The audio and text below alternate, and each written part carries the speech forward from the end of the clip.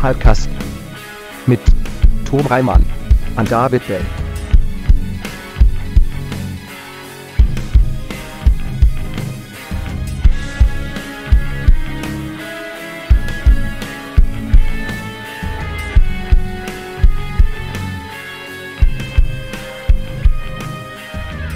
Oh yeah! It's the movies! They're back! They are back. They're definitely back. They've returned. Oh man. Yeah. Hello everyone. Hello. We're another episode of Hypecast. Hypecast. It's Hypecast. the show where we get hyped about stuff and the movies being back. I'm your co-host Tom Ryman. I'm your other co-host David Bell. I'm sorry, this is like the 37th one of these I do. Do you introduce me or do I introduce myself? What we do is we wait awkwardly until the guest asks that question. What we do is this. Yeah. Every time. This is the format. Time. Yeah. Hello, I am professional author and podcast guest Jason Pargin. Welcome. Hey! I'm sorry if this is your very, very first Hypecast you've ever listened to and that I've made just a mess of the introduction. I'm not normally one of the hosts of the show. I'm just a guy that shows up every once in a while. I can't stress enough. This is by design. Yeah, we do this on purpose. I don't know why we do it. We just do it. And don't worry about it. I also feel the need to apologize to anyone. Every episode we record, I'm sorry if this is your first episode of Hypecast. It's just a standing apology I have. Sure. Yeah. Welcome, Jason. How are you doing? I'm doing all right. People who know who I am, I announced today that I signed a new book deal. I saw it. Yeah, congrats. Very exciting. 3 more books over the next 5 years or so. There's one in each of the 2 series as I write, and then one that will be a brand new standalone novel that I pitched them that they liked a lot that will remain a secret until it's time for me to relentlessly promote it. But for those of you who don't know why this would be a big deal, most famous authors never announce this kind of thing because why would they? It's just assumed they will always be writing books for the rest of their lives. For the other 99% of authors, it's actually very tentative whether or not you'll be able to write books as a full-time job. It is a very much a book-to-book type situation. If you go into a bookstore, the vast majority of those titles have been written by people doing it part-time. They have day jobs as journalists or teachers or something, but a lot of those books, they only printed a few hundred copies and the advance was a couple $1,000, and that's fine. It's something they do on the side. I am one of the extremely rare exceptions that I'm able to write books full time because the very first book I ever wrote got turned into a movie. So I'm one of the lucky ones, but I'm not too big to fail. All of us are like one bomb of a book away from having to find a job, which I assume I'll have to do someday, but not right now. So you're not the Enron of fiction. Right. And again, some writers very much are. They sold 30 million copies of some book 10 years ago, and they can just coast on that. And when I feel like Dick Francis has a real Enron vibe. Is that the horse racing guy? Yeah, the horse mysteries.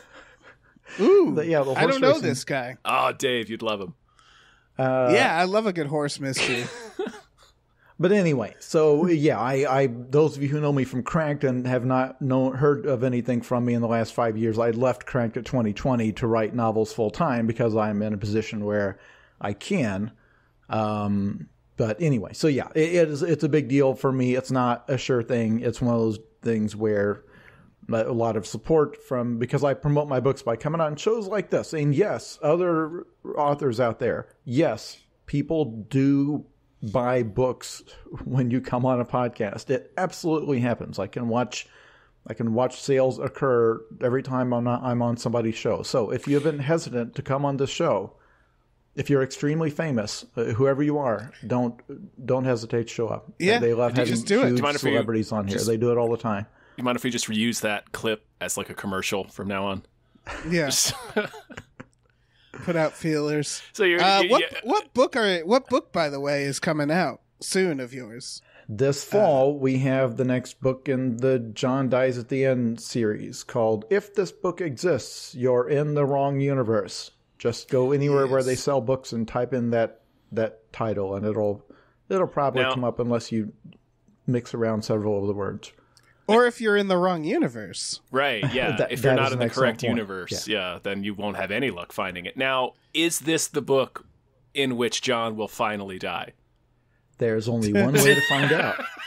Now, the fact that I just announced that there's a 5th book in the series, you don't know. Maybe he's not in that one. That's true. Yeah. It could be a Weekend at Bernie's situation. It could be a prequel. Like, everybody could die at the end of this book. You should spend every page thinking, like, you don't know if they're going to win necessarily. This next book could take place 30 years earlier. But now, would that be before the inciting incident that allowed these adventures to happen at all? Sure, but maybe it's just about them, like, doing menial jobs or going to high school as just normal people. Yeah. You don't know. Yeah. You don't know. Being kids, racing pod racers. Yeah. It's the same thing when like you're wondering if Peter Parker is going to come back to life in Infinity War, and like meanwhile they show a trailer for the new Spider-Man movie that's coming out. It's like, well, that that could be set at any time before he's Spider-Man. You don't know.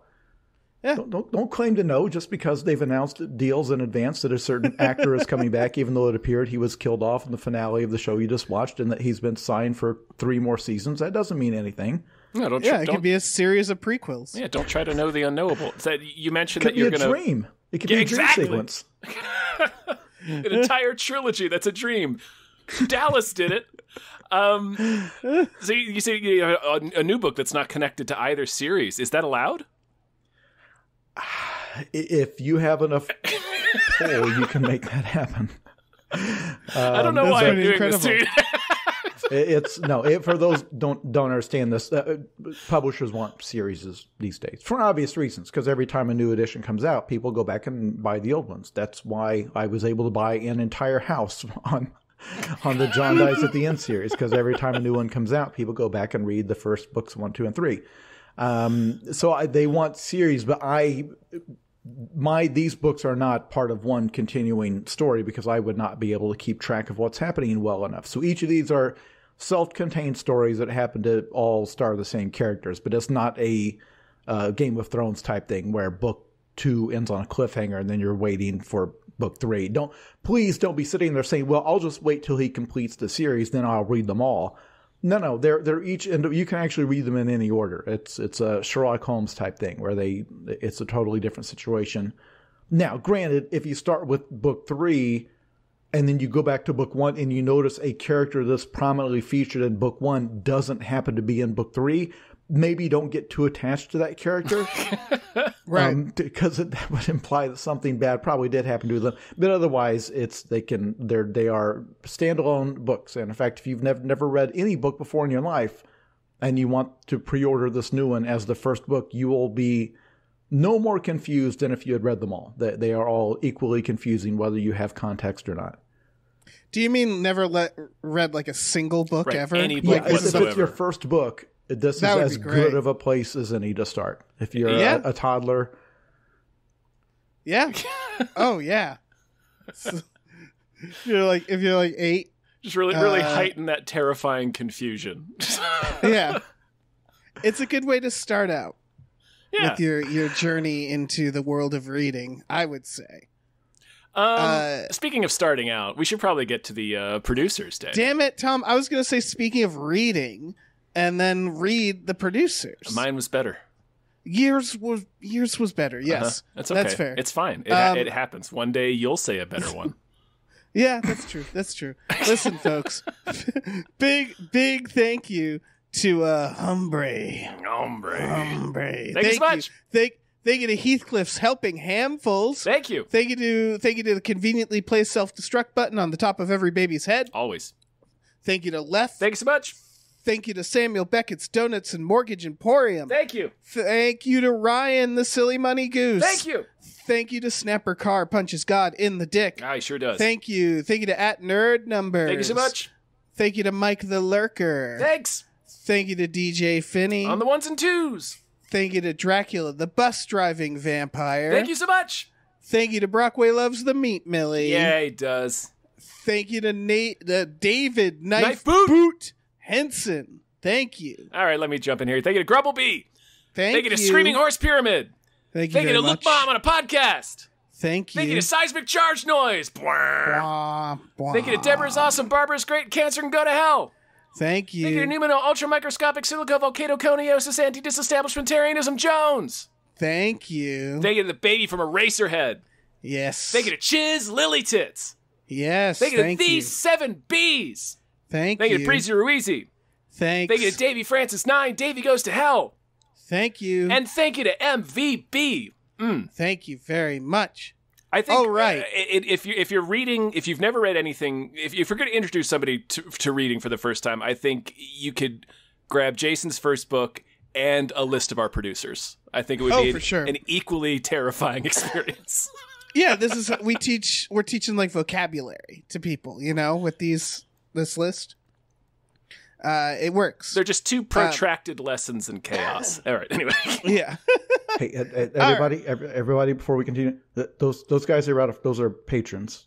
Those are people on Right. Patreon. That is entirely this show. You'll notice has no ads. I don't think there's no ads, right? Correct. No ads. We're not going to stop and do like a mattress, a mail order mattress thing. No, I will if this they is- give me money, but The only Yeah. reason these 2 guys can do this is because there are people who pay for all the many bonus features that come with being a patron.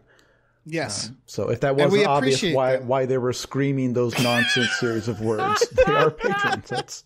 They will say it at the end of the show, but some of you will bail out at some point, or you'll die in your car and there'll be a car accident. You won't have time to find out. Yeah, that's what those were. Right. it's a good note. Yeah. All right. All right. Let's talk about this Pinocchio trailer. Let's talk about this some new trailers for the week. Yeah. Yeah, this is the quote live action Pinocchio. I put it in quotes because it looks a lot like cartoon characters, like CGI cartoon characters. In it, it's got Thomas Hanks Tom as Hanks Geppetto. fully realized in his new career as old guy in movies. He's made it to that stage of his career as an actor. So people don't Yes. recognize the name. That's Chet Hanks' dad. Right. Yeah. He glomming onto his rapper son's Right. fame to get some acting roles in. Yeah. Listen, there's Yeah. his Chet Hayes' coattails are wide enough. The more the merrier. Right. So- yeah. Why not? Like. Do we know the budget on this? Because it looks cheap. Yeah, it seems like it's going straight to Disney Plus. Tom Hanks, like that can't be cheap, right? You'd think. I don't know. You would think Tom Hanks would cost them some money. But like, we're going to talk about this a little bit in the news section. But I feel like this is like a lot of a big part of the strategy now is focusing on their streaming services. So I get the feeling that we're going to see a lot of movies that we may be expected to be theatrical releases, like traditional theatrical releases, just kind of get dumped on unceremoniously on Disney Plus, like it's the Disney Channel, because that's what it is. Yeah, pretty much. And for the record, this isn't the other. I tried to Google this because I was like, it says from Robert Zemeckis, and I was kind of surprised that Zemeckis was doing it. And I Googled it, and then I was like, oh no, Guillermo del Toro's doing it. And then I realized those are 2 completely different Pinocchios. Two different happening Pinocchios, this year. Dave. 2 different Pinocchios. It's Both public live domain. action. Is Pinocchio just a property anybody can? Not Do you know? not the Disney characters, but like the story itself. Yeah. Okay. But like that drawing of Pinocchio is they'll probably still sue you into oblivion if you try to put it anywhere. Can I for sure. confess something? Yeah. When I saw the Robert Zemeckis name, I thought this was one of those mocap CGI, going to be one of those mocap CGI movies. I don't know if people remember Like that the he Polar did, like, Express. the Polar Express, where it had that, people criticized it because it had a real uncanny valley effect. So it came up, that's like, oh, they're still like, this is the next evolution of that. Because if you say it's Pinocchio, Disney director Robert Zemeckis, I thought, oh, that's what they've done. They've done a new, same as they did with, because they did several movies in that mode, right? They did Christmas Beowulf, Carol with and Jim then Carrey. Yeah. And by they, Zemeckis did specifically. The Polar Express with Tom Hanks, then Hanks, Beowulf, then A Christmas Carol, and then we never spoke of it again. Yeah, so when I saw, like, on the description on YouTube, it's like Tom Hanks, and I saw it come up Robert Zemeckis, and then it fades in on Tom Hanks, the actor, I said, oh, that looks pretty good. Right. Because I was like, oh, the CGI, yeah, it looks like the expression on his face, like that's almost lifelike. Like his hair, the beard and stuff looks kind of weird, but that's not bad. That's really, they've really fixed a lot of that. And then it turns out, no, that was just actual film of Tom Hanks. That's just the human man, Tom Hanks. And what looked to me like not great wig and makeup, but and then like when they have what's the little insect that. Jiminy Cricket. Yeah. Jiminy Cricket looked like James Tarantula. looked like cell shaded animation. It looked like Roger Rabbit. It did not. Right. They did not make an effort to make it look like it's not a Lion King remake thing where they made it look like. Which I realize that would be terrifying. It's just an actual cricket. But my point is that they're blending. It looks from this trailer. They're blending a lot of different styles. Where it's like, okay, is this animation blended with live action like Roger Rabbit, or is this intended to be like what style are they going for here? And I couldn't detect, other than to my eyes it looked cheap. It looked like like a direct to video type thing that they just happened to fork over the money for Tom Hanks. Even the cat looks bad. The CGI cat looks like a CGI cat, and that is the thing, is like, I also don't want it to be Lion King because that was hilarious. And a little disturbing. I sort of do want a 2-foot tall photorealistic cricket in a top hat to be following Tom Hanks kind of around. funny. That is kind of funny. It's just that question of like, what's the point of this? Like, are they just going to do the movie? Yeah. It'll probably be stretched out because the original Pinocchio was like an hour long or whatever. It is barely 70 minutes. Yeah. Yeah.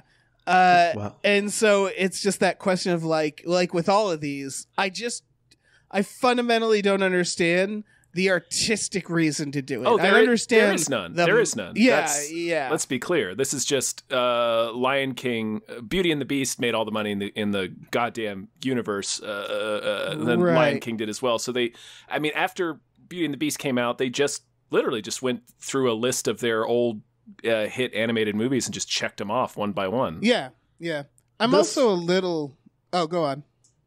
Well, there's two things. One, this one feels rapidly thrown together, although, again, it may come out that it was filmed during the heart of COVID, and it's restrictions on how they filmed it that may be why it looks bad. But the other thing is, am I crazy, or they not show Pinocchio himself, the puppet, the titular puppet in this trailer? You see, they're hiding the side Pinocchio of his head at the very end. Yeah, they're hiding Pinocchio the way some monster movie trailers hide the monster. It's like hiding the shark in Jaws. Absolutely. Why would they make that choice? Does anybody know? I can't be the first person to notice Here's this. what I suspect. You can tell from the poster and from the quick shot that you see of the side of the inanimate puppet's head at the very end of this trailer that it's the exact same design. Yes, and in the poster, they're also hiding it. They're doing like silhouette. But if you look at the silhouette, you can absolutely make out that it is just the cartoon Pinocchio made 3D. So here's what I suspect is that they haven't quite nailed it down yet. And they don't want to have a Sonic the Hedgehog moment where they reveal the character in the trailer and people do not like it. Well, okay, there's that. I have another theory, which is that the question of what does Pinocchio look like is the subject of a lot of morbid curiosity, right? And famously, when you're making a live-action Pinocchio, there hasn't been a single one where the Pinocchio character wasn't horrifying. Right, it's always horrible. Yeah. And so I think that's why they're probably very smartly just sticking to the cartoon version, because they don't want to take a child actor and like morph his face like an Aphex Twin music video, you know? Mm-hmm. Like they don't want to do something terrible, but they also want people to think Pinocchio is going to look amazing or different. And so I feel like it's a little of them, you know, having their cake and eating it too, where they're they're teasing Pinocchio, and they're only going to reveal that he just looks like Pinocchio. Yeah, the cartoon. Here's that. My other theory, which is probably closer to correct, is this is just how trailers are now. Like you have a thing, you have a thing that you hide in the teaser, whether or not it makes sense, because it helps, generate buzz and get people excited and keep it sort of in the zeitgeist on social media until the full trailer comes out. Even if it is something as silly as we're hiding what Pinocchio looks like when we've all known since 1940 what this Pinocchio looks like. Yeah. I also just want to say, and I haven't seen everything he's done recently, but like it has been a solid 20 years since I've seen a Zemeckis film that I really loved, and that kind of makes me sad because like we recently rewatched Death Becomes Her. That's an amazing film. Yeah. What Lies Beneath I really like, and that's probably the last one that I was like really strong about, which isn't to say he hasn't made good things since. This is more of a personal observation. He's made Castaway, he made Flight, but like the last 20 plus years, it's been a lot of this. It's been a lot of him doing stuff that feels like it wasn't for him. He remade The Witches. Remember that? Yeah, I was about to say his most recent 2 films are the Witches remake and Welcome to Marwen. Yeah. Oof. It's been a little like, again, like it's for me personally, it's just I really miss that old the pre-2000 Zemeckis, basically. How old is he now? He's got to be set. He's got to be in his 70s. He's around. He came up with like Lucas and Spielberg and stuff. So I assume he's probably around the same age. He was born in 51. I'm not going to do the math. 71. That's a lot to ask to still be, because his whole deal was, you look at his projects, it's a lot of taking on new technology, new techniques. Like it's clearly that's part of what fascinates him. He likes the effects, like even the Welcome to Marwen thing, like that was the stop motion animation stuff with the puppetry. Like I think he's like James Cameron in that way, and that James Cameron is clearly such a tech geek that clearly excites him more than, like, he made Titanic because he wanted an excuse to get down in a diving sub and see Titanic. Like that was for sure an excuse to have someone else pay him to to go on a deep sea adventure. And it comes through. Like, he loves hardware and gadgetry and a lot of that stuff, and loves finding new ways to. And obviously, Avatar was all about showing off the new 3D. And maybe there'll be something equally cool about Avatar 2 whenever it arrives. But I think with Robert Zemeckis, it's kind of the same thing. I think he's just looking for stuff that interests him. So I wouldn't be surprised when looking at the behind-the-scenes stuff on Pinocchio to find out there's some like really innovative technology they used to achieve this extremely mediocre result. Because I think to him the idea of like, well, we did this revolutionary motion tracking where it could blend in the CGI character so that Tom Hanks, when he was on set, he actually saw Jiminy Cricket. And it's like, well, yeah, but it didn't make for a good movie. But I don't know. I think his curiosity about like new techniques, he assumes we will be as excited about that stuff as he is. It's like the Polar Express. Like we made this by strapping tennis balls to real actors. And it's like, but the end result isn't anything. It's like, the end result is ghoulish. This has never been done before. It's like, well, there's a reason. He also doesn't owe us anything, or me personally. I think sure. He's done great things. I also want to note he's doing a movie called The King, starring The Rock. And I don't know much about it, but I do know it's from the writer of Braveheart, The Man in the Iron Mask, Pearl Harbor, We Were Soldiers. Randall Wallace? Yeah, that's the one. Someone who does a lot of epics, a lot of big movies. So I'm very curious about what that's going to be. All right. Yeah. Well, let's move on. We've given Pinocchio enough of our time.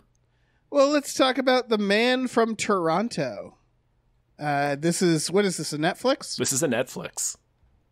This is about a guy who is mistaken for a torturer and has to it's like a buddy cop, with one of them being like a maniac, like being a very bad person.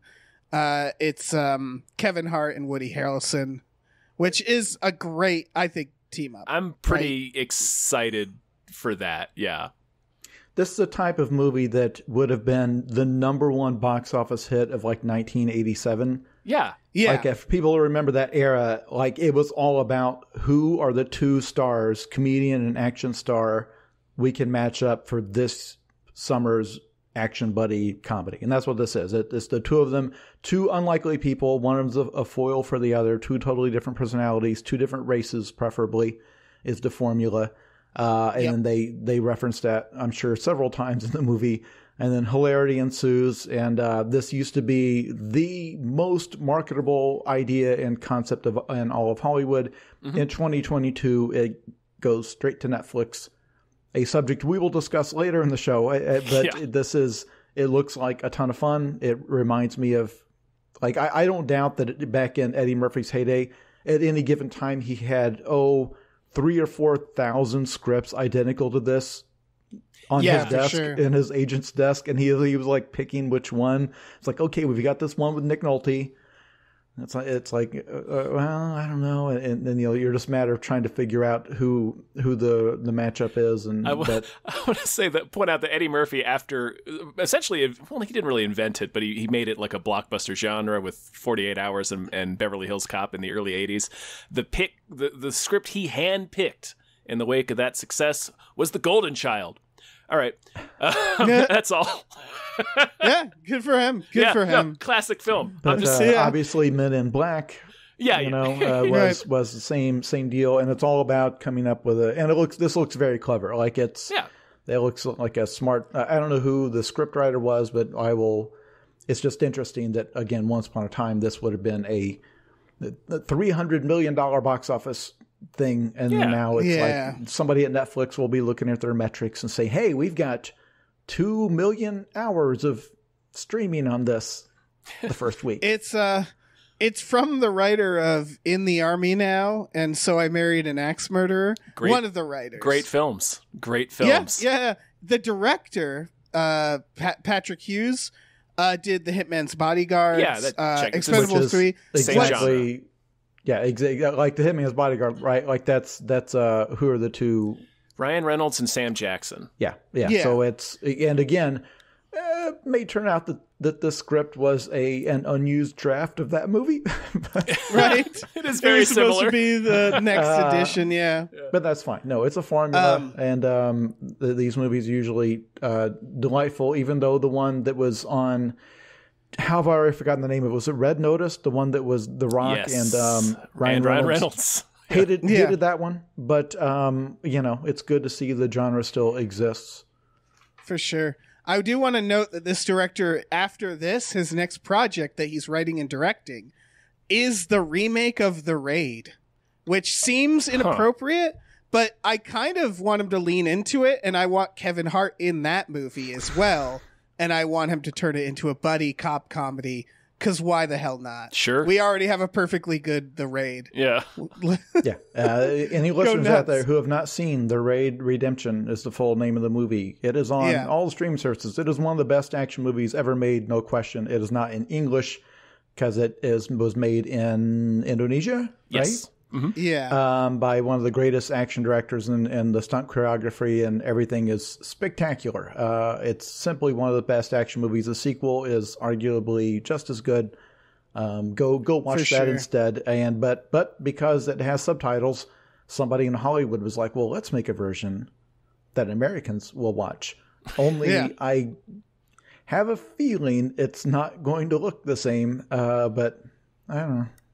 It's weird. It's a weird trend. I thought we were over it after Spike Lee did Old Boy, and it was like, why are we doing this? But they won't stop, and I don't know, man. It's fine because it probably lets people go back and watch the originals more, It probably makes people go like, oh, I guess this was based off a better version. I'm going to go watch that. That's my hope.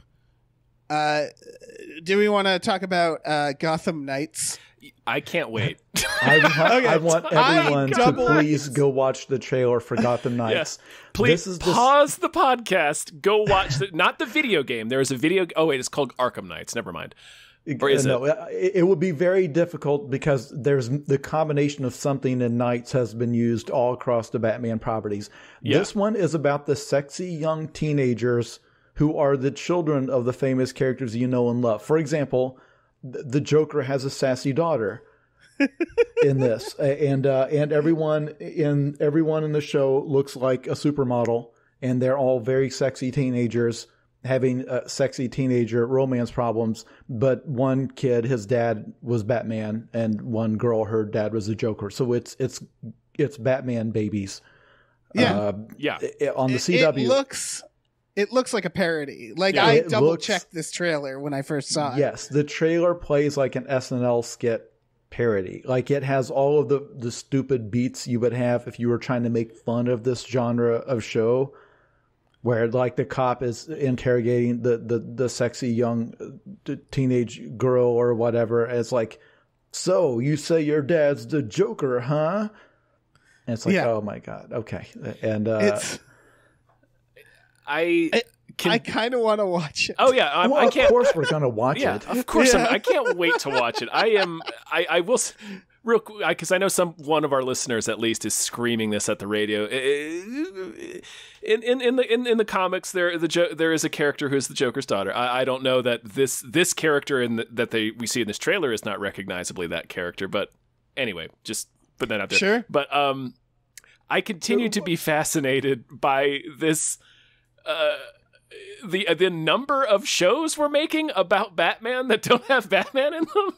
Yeah, well, here's what I'll say is actually I think the premise of this is a good idea, and you could actually make a movie without naming the superhero, like a generic superhero. Like the idea of what does a city do when their hero is just dead? Yeah, it's Mystery Men. Yeah, exactly. Except I wouldn't have other people step up. I think it would be more interesting to have a city realize that, and maybe this is the boring version, that by like investing in their infrastructure and have better mental health services and stuff, they can slowly just repair the city without somebody dressed as a bat running around. I think that's I think that's Gotham, right? Isn't that Gotham? I don't know. I haven't watched Gotham.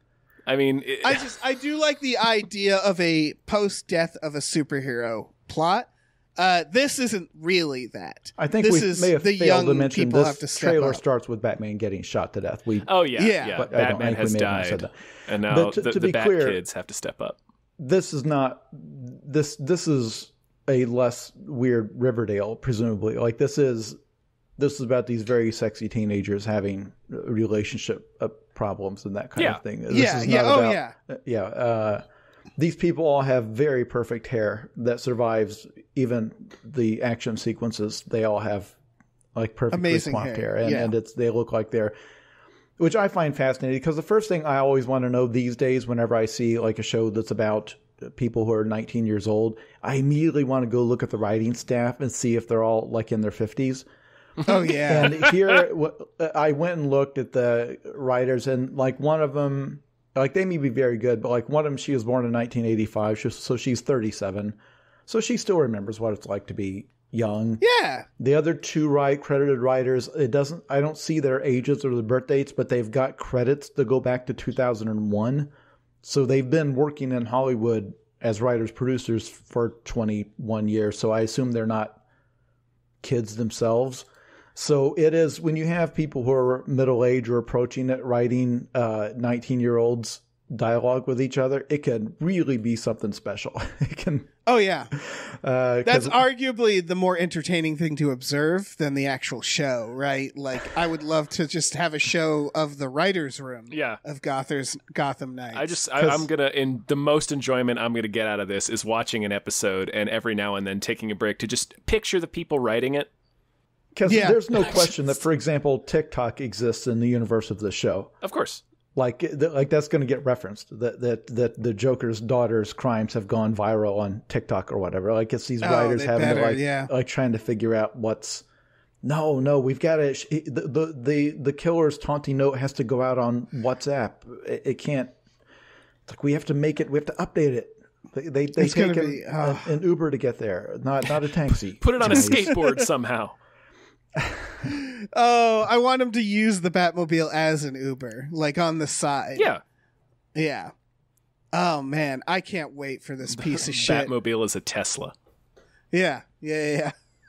Yeah, it looks real bad. A lot of, like, Gotham was pretty bad. I don't... Just make it a Batman show? I don't know. Like... Yeah. I will say, Gotham, I had that excitement of this, and then I watched one episode. Oh, sorry. I watched 15 minutes of one episode, and I was done. So, like, in theory, this seems like a lot of fun, but I have a feeling it's also kind of exhausting. Well, they've also kind of been doing it on a lot of other of the Arrowverse shows. Like, I mean, like Titans was kind of similar to this, even though Batman's not dead in the premise of that show, but it's like a story that is very much centered around the absence of Batman. Right. Also, what if superheroes, but they're like cool teens? I feel like is,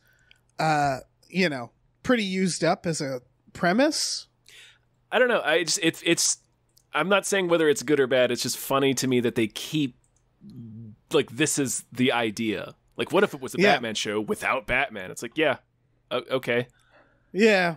I don't know. It's weird. It's a weird instinct to keep having to me. Yeah, I don't know. Sure. And also, it's DC really doesn't seem to keep a tight lid on who they'll hand out the rights to. It seems like it's real easy to make a show based on these properties. We could probably do it after we're done recording.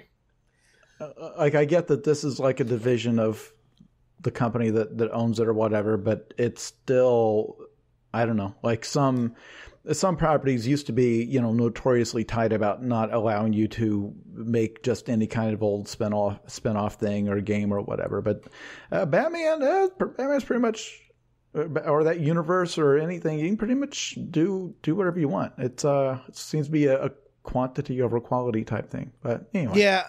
I think CW has like a specific deal as well. Mm-hmm. Like they're clearly making money for them by doing these like offshoots. DC is definitely less precious than Marvel, and you could argue that gives us things like, Peacemaker and Harley Quinn, like good things, but it also, gives us this stuff. I guess my confusion is that I always thought the CW shows were aimed specifically at like 14-year-old girls, and I guess I don't think of that demographic as being into the Batman mythology, but I could be wrong. I guess I always thought of Batman as being aimed at boys, but I don't know. Maybe this is a lot of those outreach. Arrowverse shows have really connected with people. So okay, yeah. It's working. It's in the time you're not paying attention. Like Legends of Tomorrow got like 5 seasons. Like, I don't even know what that is. Yeah, like I didn't even hear about. Like, yeah, that's like a realization I constantly have. This is only like tangentially related, but like I didn't hear about Yellowstone until it had already been on for like 3 seasons. Right. We guys, listeners, we know we're in something of a bubble. If there are 14-year-old girls listening to this and you're really looking forward to Gotham Nights, we do hope you enjoy it. To our old grizzled eyes, it looks like a waste of time, but. It looks like a pandering waste of time. But when I was a kid, I loved stuff that pandered to me. I didn't know what that was. I just was like, oh, yeah, this is for me. Yeah. Well, we should get on to this next one. This is a TV miniseries, apparently, called Queen. Oh, yeah. I'm not sure what country it's out of. It's on the Netflix. I'm hearing, I think, Russian and French in it. Okay. It's about a drag queen who is fairly old reuniting with his family, I believe, is the idea, right? He's coming in to donate a kidney to his estranged adult daughter, and it starts to mend the relationship, and he reveals this part of his life that she was never aware of, and it seems to be about that sort of healing process, at least based on the trailer we watched. This is the case of like, I don't have much to say about this because it looks decent, like it just looks like if people have time to watch, TV miniseries drama, it looks good. Just an No, interpersonal drama. This looks like it will win all of the awards. It looks well made. It looks like something that not many people will watch, but that it will be talked about as one of the 10 best shows nobody is watching or whatever. Right, exactly. This is the type of thing that I think is the strength of Netflix, which is they often, they pick up foreign shows a lot. Mm-hmm. And so like that is a very good idea. And without that, we would have never known this show even exists, Like it's wild to think that like before streaming, this show just would have went on a channel that I would have never even known existed. Right. You would have maybe read about it in a sort of a magazine article about like great obscure TV shows like 3 years after the fact. Yeah, exactly. And Squid Game would have been the same thing. Yes. Yeah. So it is like the one strength Netflix has that I really don't think any other streaming service is doing is introducing like foreign content that is really good. Certainly not to the extent that Netflix does. Yeah. But that's really it. That's all I have to say about this one. Yeah. All right. We can move on. And all these that we're talking about, these are all just weeks away. I don't know if this is like later in June, but none of these are like winter shows, right? Like most of these are. As far as I know, these are all coming out this month. You'll see Queen on your Netflix homepage, probably. Maybe. I don't know. Yeah, they didn't show me Stranger Things. I had to seek that out. They didn't show me fucking Mank. Their David Fincher movie that they made so much of a fuss about. Like the way they feature things is a complete mystery to me. Yeah. And we'll talk about that a little later. This next one is My Dead Dad. This is HBO. It's it appears to be a movie. It's about a young kid from Reno. They really want us to know that, whose dad has passed and has left him managing an apartment complex. And that's kind of it. It's about someone who doesn't know how to manage an apartment complex, figuring that out. All of the colorful people from different backgrounds who live there. It looks extremely heartwarming, but it looks like a series. The premise looks like a series. I feel like a lot of trailers these days don't make it clear. They do disguise it. Yeah, I feel like we ask about half the trailers every week we do this podcast. Like, was that a show or a movie? Because there are so many ongoing shows like The Flight Attendant on HBO, where you watch like that was a movie.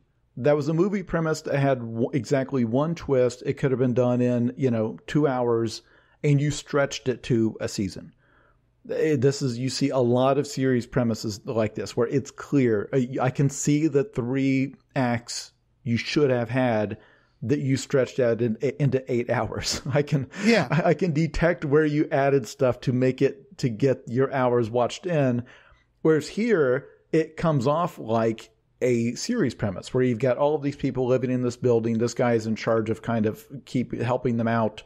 He doesn't know what he's doing. And so you see all these people, each and every one is from a different cultural background, and they're colorful in their own way. So you can one of them is Chris Pontius. I don't know if you guys noticed that. I did not notice that. But I did notice that. Yep. And my brain told me it wasn't him because that would be silly. Oh, it sure is. It is. It 100% is him. That's so fucking weird. I actually did not know he was still alive, and we do not need to sit here and try to figure out which one of them died. Almost died, which I think is several of them. But it looks like something would have been a charming series on Hulu where it's all these quirky people with their quirky problems. But it's like, no, it's a 90-minute movie or whatever. And okay, that's fine. Because I'm sure later on we're going to see something that looks like a movie premise that it's like, oh no, they intend to run this forever. Like, oh yeah. I mean, speaking of which, I do want to loop in The Bear, which is the next show we have on here. Yeah. I clicked on the IMDb for My Dead Dad, right? Okay. And then they have like a picture of the main character, And then I opened an IMDb for the bear, and my mind said, "Oh, this is still My Dead Dad." You forgot to open the bear, and then I realized, no, it's just both white guys with hair, with messy, irresponsible hair. The bear guy, he was on Shameless, I believe. Okay. And the reason I bring it up, as Jason, you've pointed out in the doc, is that this is an identical show. It's about a young chef who has to take over his family's shop because I think his brother dies. And then he has to deal with a bunch of colorful characters who work there. Yeah. And try to get this deli back on track.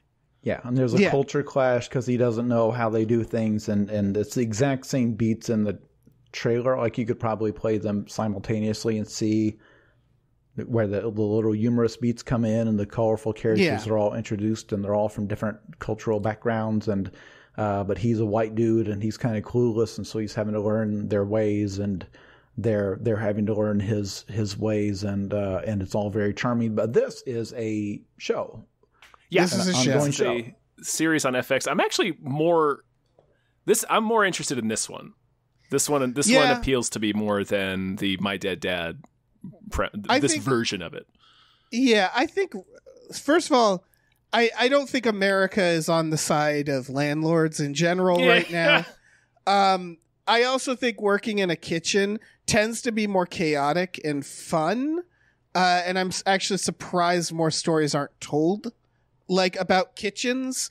Like, you could do, like, I guess it's just we don't make these types of movies anymore, but you could make a hangout comedy, a Clerks, that would be in a kitchen. Yeah, very like easily. that Stanley Tucci movie, Big Night, where it's just about one night at a restaurant. Or, yeah, exactly.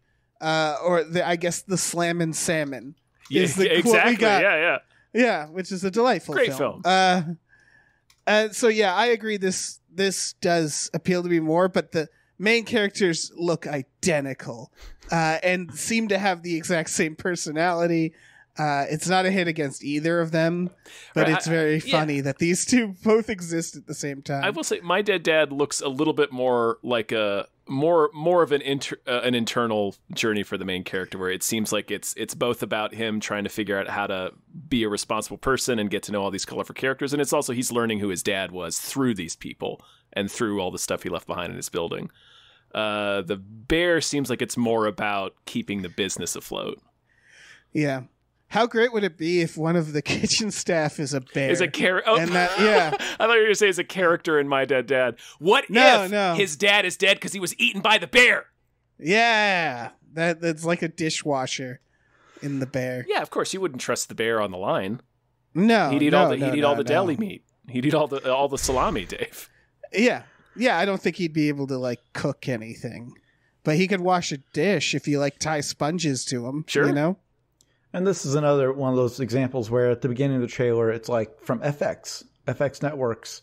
And at the end of the trailer, it's only on Hulu.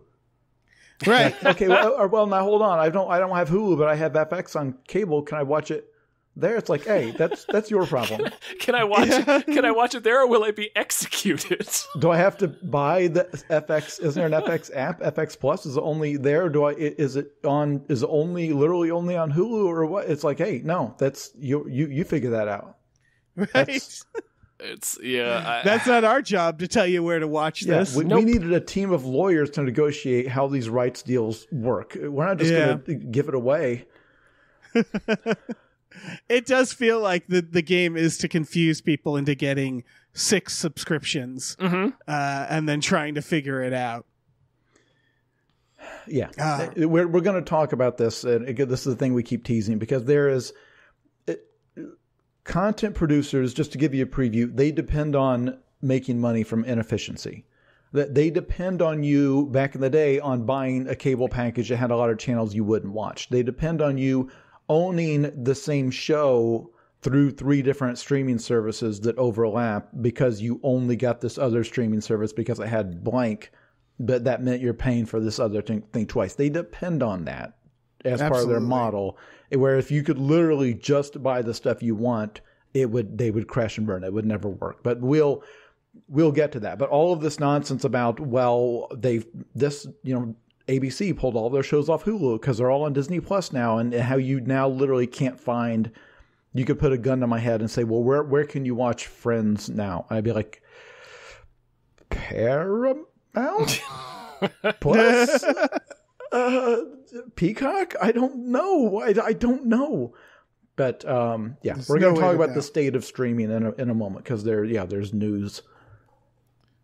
Yeah, not good news at all. It's not. It's not positive news. All right, let's get through the rest of the trailers. Yeah, I definitely want to talk about this next one for a few reasons. This is the menu. Mm-hmm. So I saw the trailer for this weeks ago. Oh, yeah? And I tried to find it online, and I was like, did I fucking dream it? It was like put out in theaters before. I want to point out, before we get into what it's about, because I think this is interesting. So the director has done a lot of TV, has done a lot of, did Succession, Shameless, Game of Thrones. The writers have both they did the Onion News Network sketches.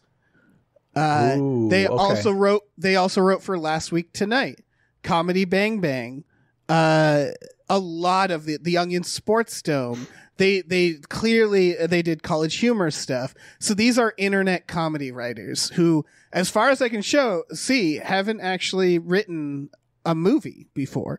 So I'm rooting for this film, is what I'm saying. Yeah, but the reason that's relevant is if you watch the trailer, and again, the film was called The Menu.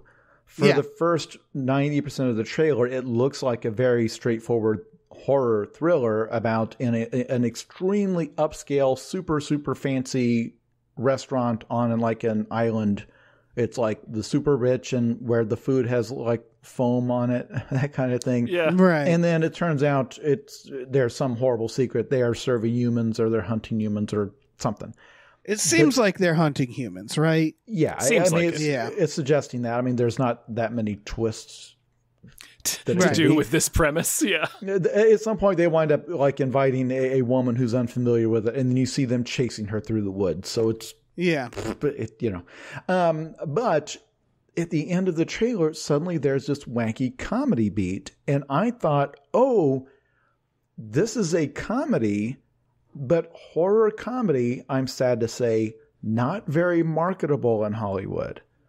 So they have hidden the fact that this is a goofy comedy satire of like this lifestyle of these people that is probably goofy as hell, but somebody, when it came time to cut the trailer, have intentionally hidden that element. In the same way that I think it should be illegal to make a trailer for a musical that hides the fact that it's a musical, which is a common tactic that you should be able to you should have to go to jail for doing that. Yeah. You should be handcuffed on the spot.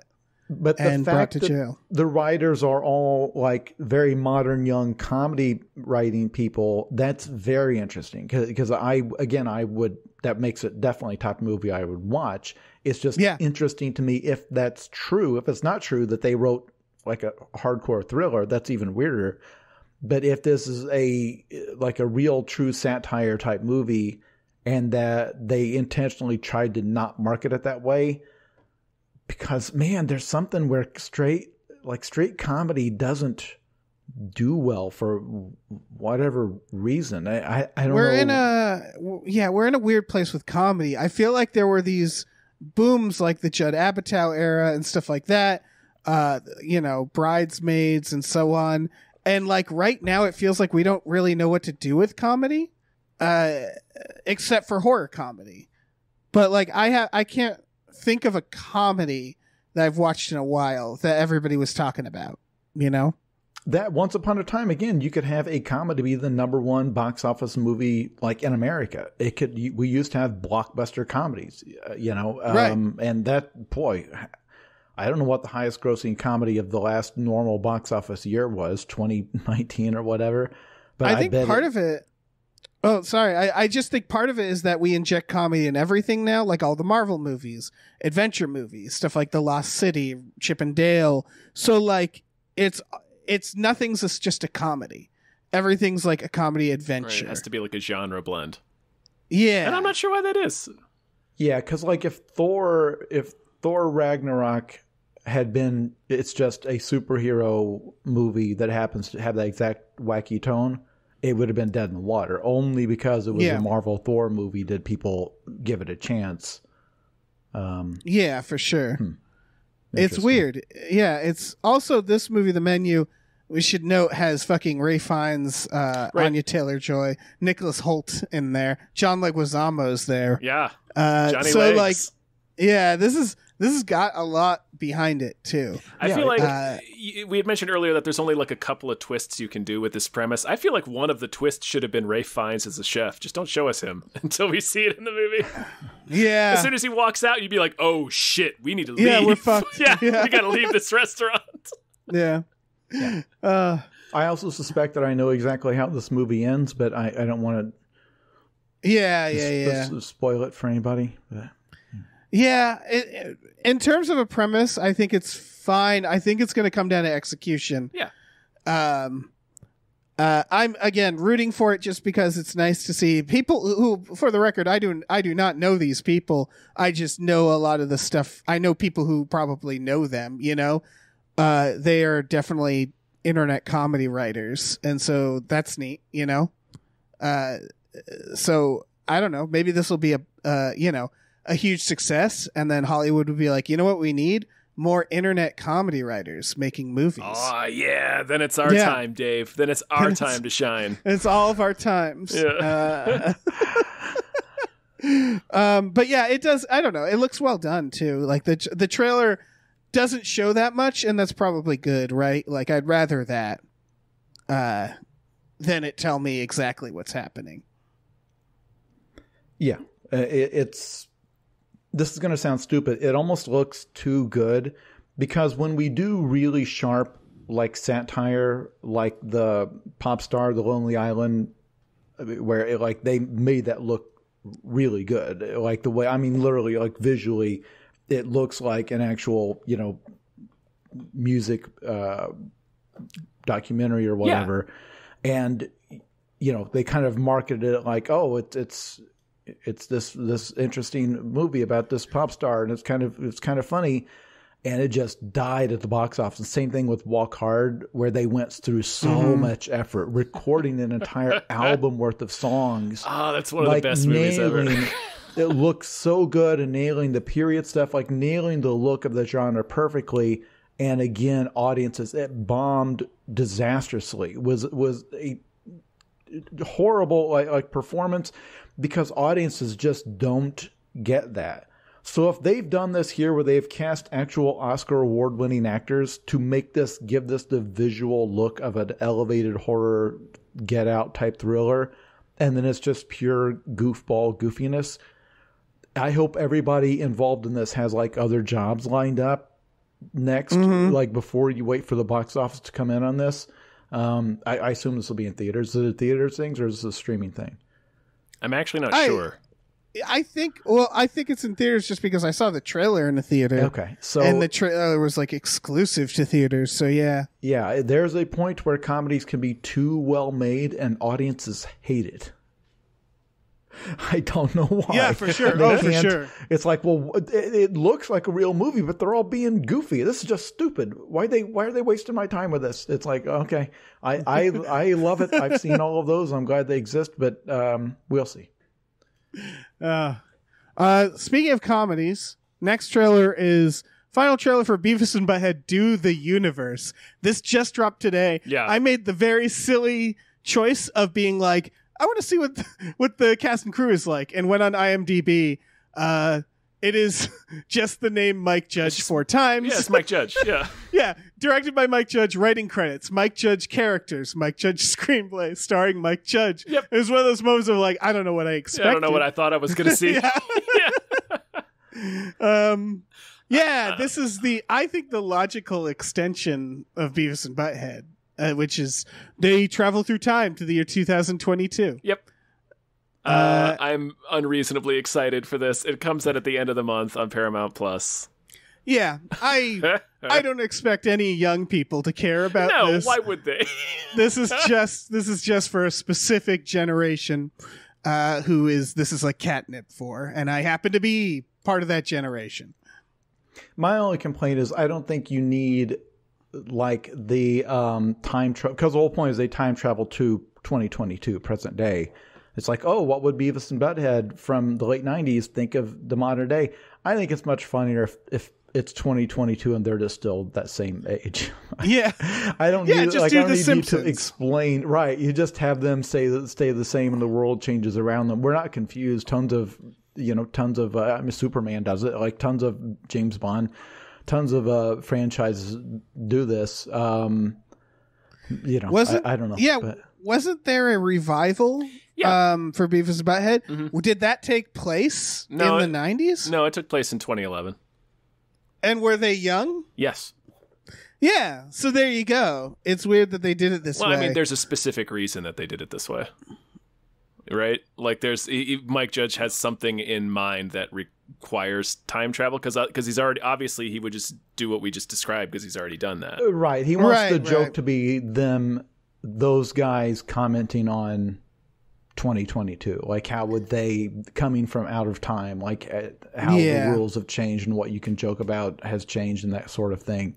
That's what he wants it to be about. Right. Which could be disastrous. I don't, depending on the type of person Mike Judge is, it could fall flat. I hope there's multiverse stuff in this, which is kind of implied as well. Mm-hmm. Like there's an alien Beavis and Butthead that show up. And the really old Beavis and Butthead. Yeah, I wouldn't mind some of that as well. I assume the old ones are just them meeting themselves in 2022, right? Probably. Yeah. But who can say? Yeah, who can say? Yeah. Gonna have to watch it. We're going to have to wait. Yeah. Just a few more weeks to tap into this vein of imagination. And hold on, and you said this is a Paramount Plus exclusive? It's my I believe so. I'll never see it. Just as I've lost South Park from my life. I've been watching South Park since it came in the air, and it's like, no, it's now exclusive to Paramount Plus. Like, all right, well, goodbye. Weirdly, it is exclusive to both HBO Max and Paramount Plus. Like the show is on HBO Max. Their movies that they're making are on Paramount Plus. Okay, will the movies ever be anywhere other than Paramount Plus? I have no idea. That just okay? Yeah, all right. This is why the Pirate Bay is becoming a thing again. Yep. I just have it all because of the nature of our work, and I have a show where I watch Star Trek: The Next Generation, so I have to have Paramount Plus, right? I got it for Picard, and then how did that work out? How did that work out for you? Not great. It didn't work out great, but luckily then it was taken off of Netflix, TNG, so it was like, oh, well, at least I have Paramount Plus, I guess. Let's you want to get to news stories, but we have we have some more patrons to thank, so we should probably do that. Of more patron supporters to name, so let's do that. So here's some more nonsense words. Thank you very much to Chester's Prophet. Thank you so much. Thank you to definitely not Guillermo del Toro. Yeah, sure. We're on to you. Thank you to Brian, who Tom knows. Sure do. Thank you to Bob Grenville. Thank you so much. Thank you to Steven. Thank you. Thank you to Han Toomey, the confused cyborg. Beep boop. Thank you. Thank you to Asking Seven. Thank you so much. And thank you to Happy Ed 209. Thank you so much. Let me jump in here. Thank you to Tiger Drawers Pratt Thompson. Raindrops keep falling on my head. Thank you to Dan Hackroyd. Thank you to Amanda Shepard Maltov says economic solidarity is the path to paradise, comrades. Thank you. Thank you to E.T. the Extravagant Terresticle. Thank you to Cody Johnston's Time Machine Noise. Thank you to Pete Fort Pagel.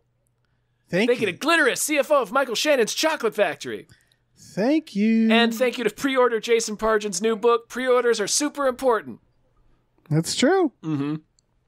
That's very true. So, Furiosa. George Miller has been working on it. He's Mad been like, Max Fury Road sequel. Yeah, hasn't he been doing like some festival tours while working on it at the same time? The only news to come out of it is that it's apparently going to span 15 years, which is interesting. It's a prequel. I assume it's just taking us right up into Fury Road, I guess. I have no idea. What do you guys think? And they've recast, again, for people who have not been keeping up with this, it will not star Charlize Theron. They have recast It's Anya Taylor-Joy, the I actress believe. who's in every movie now. Yeah. She is Hollywood has the one actress they cast in everything at any given time. There's Yep. because there's always like a half dozen bankable male stars, and there can only ever be one woman. And Listen, right now, those are the rules. we can't help it. And then Laid down by the wizards of old Hollywood. and then they disappear for like 15 years and come back as a mom because that's Hollywood is terrible. Yeah, you're playing mom and cranky grandma roles or whatever. Yeah. But yeah, this is one. Okay, Fury Road is an impossible standard to live up to. I feel like when this comes out, it's going to be some of the rage that came out when the fourth Matrix movie came out, where it's like it's trying to live up to something. Fury Road was lightning in a bottle for a lot of reasons, including its very distinct and unique format, basically getting an entire 3-act structure out of one continuous chase. And this is an epic that sounds like he's fascinated with giving us all of the lore behind the things that we found more interesting and just glimpsing. So kind of like the Alien prequel that I've already forgotten the name of. Alien babies. Alien Covenant? Are we talking about? Alien babies.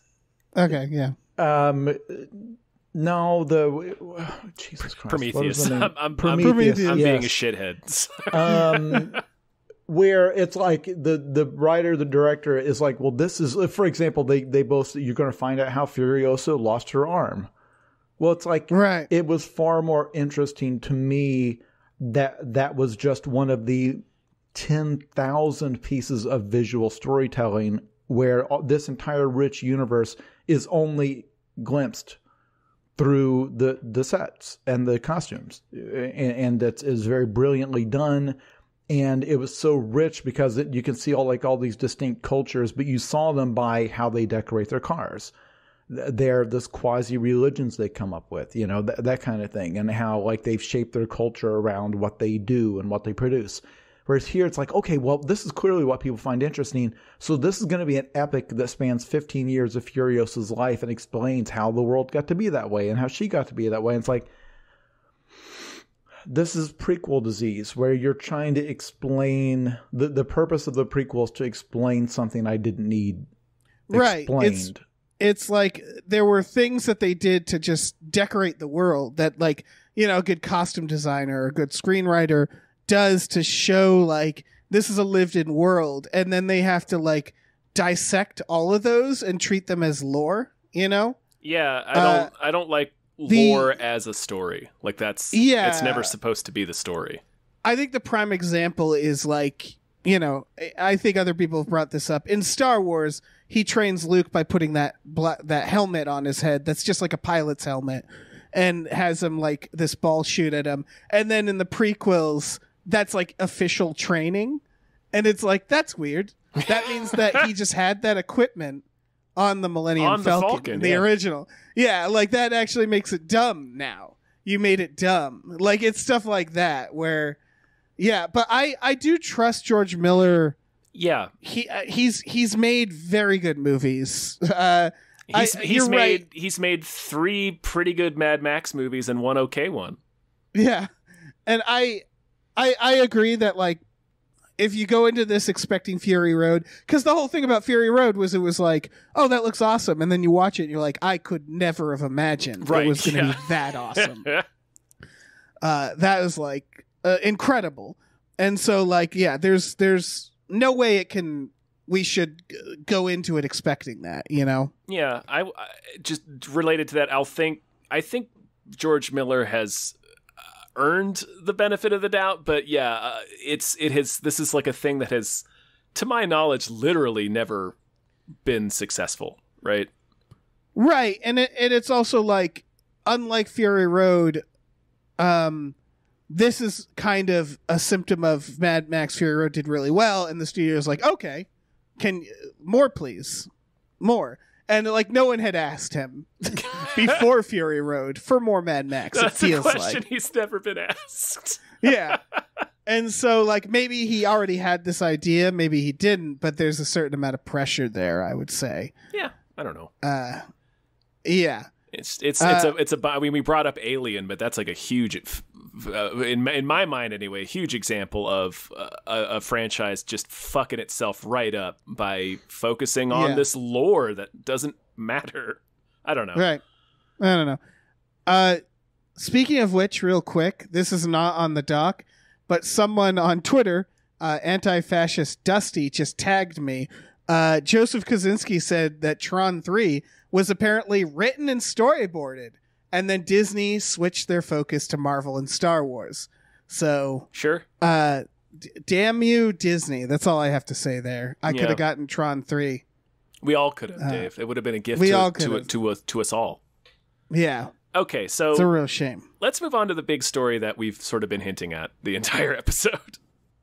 Yeah, we got big to this story quickly. to us. We got to it an hour and 10 minutes into the that's show, not bad. so that's It's not too bad. It's not too bad. Jason, you showed the most interest in this, so do you kind of want to? Well, the headline that went viral on Twitter was that Netflix was going to stop making expensive vanity projects like The Irishman.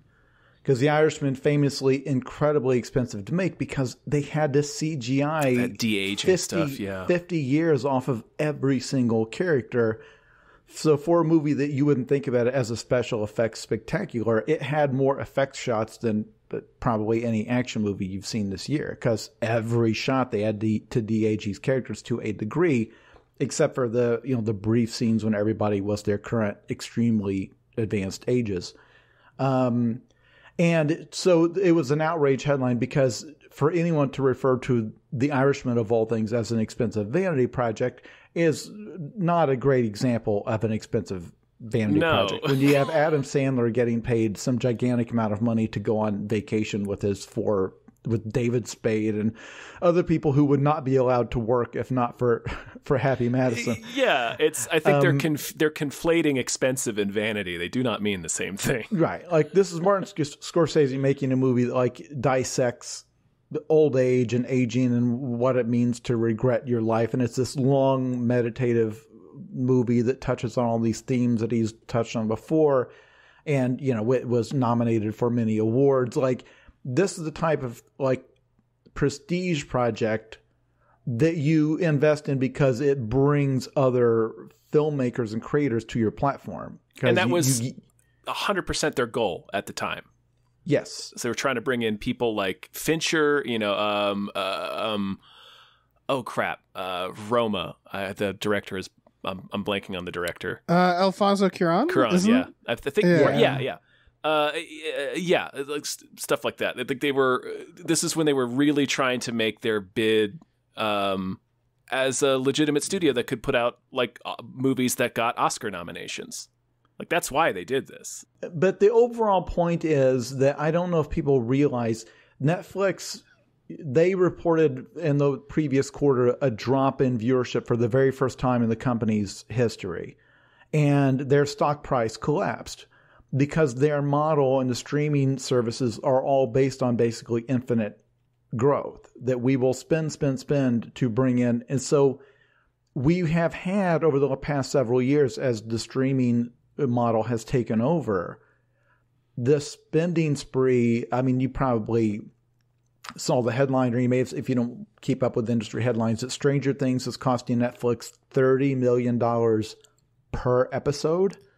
Yeah, that's wild. I mean, having watched all the new ones, I know why now. And I actually think they came out pretty good. They're all like feature length, all the episodes, and they're all like sweeping on through like all these multiple locations, and it's going all over the place. So like, it's clear why they were given a blank check. Damn. Just as when Amazon Prime bought The Lord of the Rings for $500 million before they even spent $1 on the show.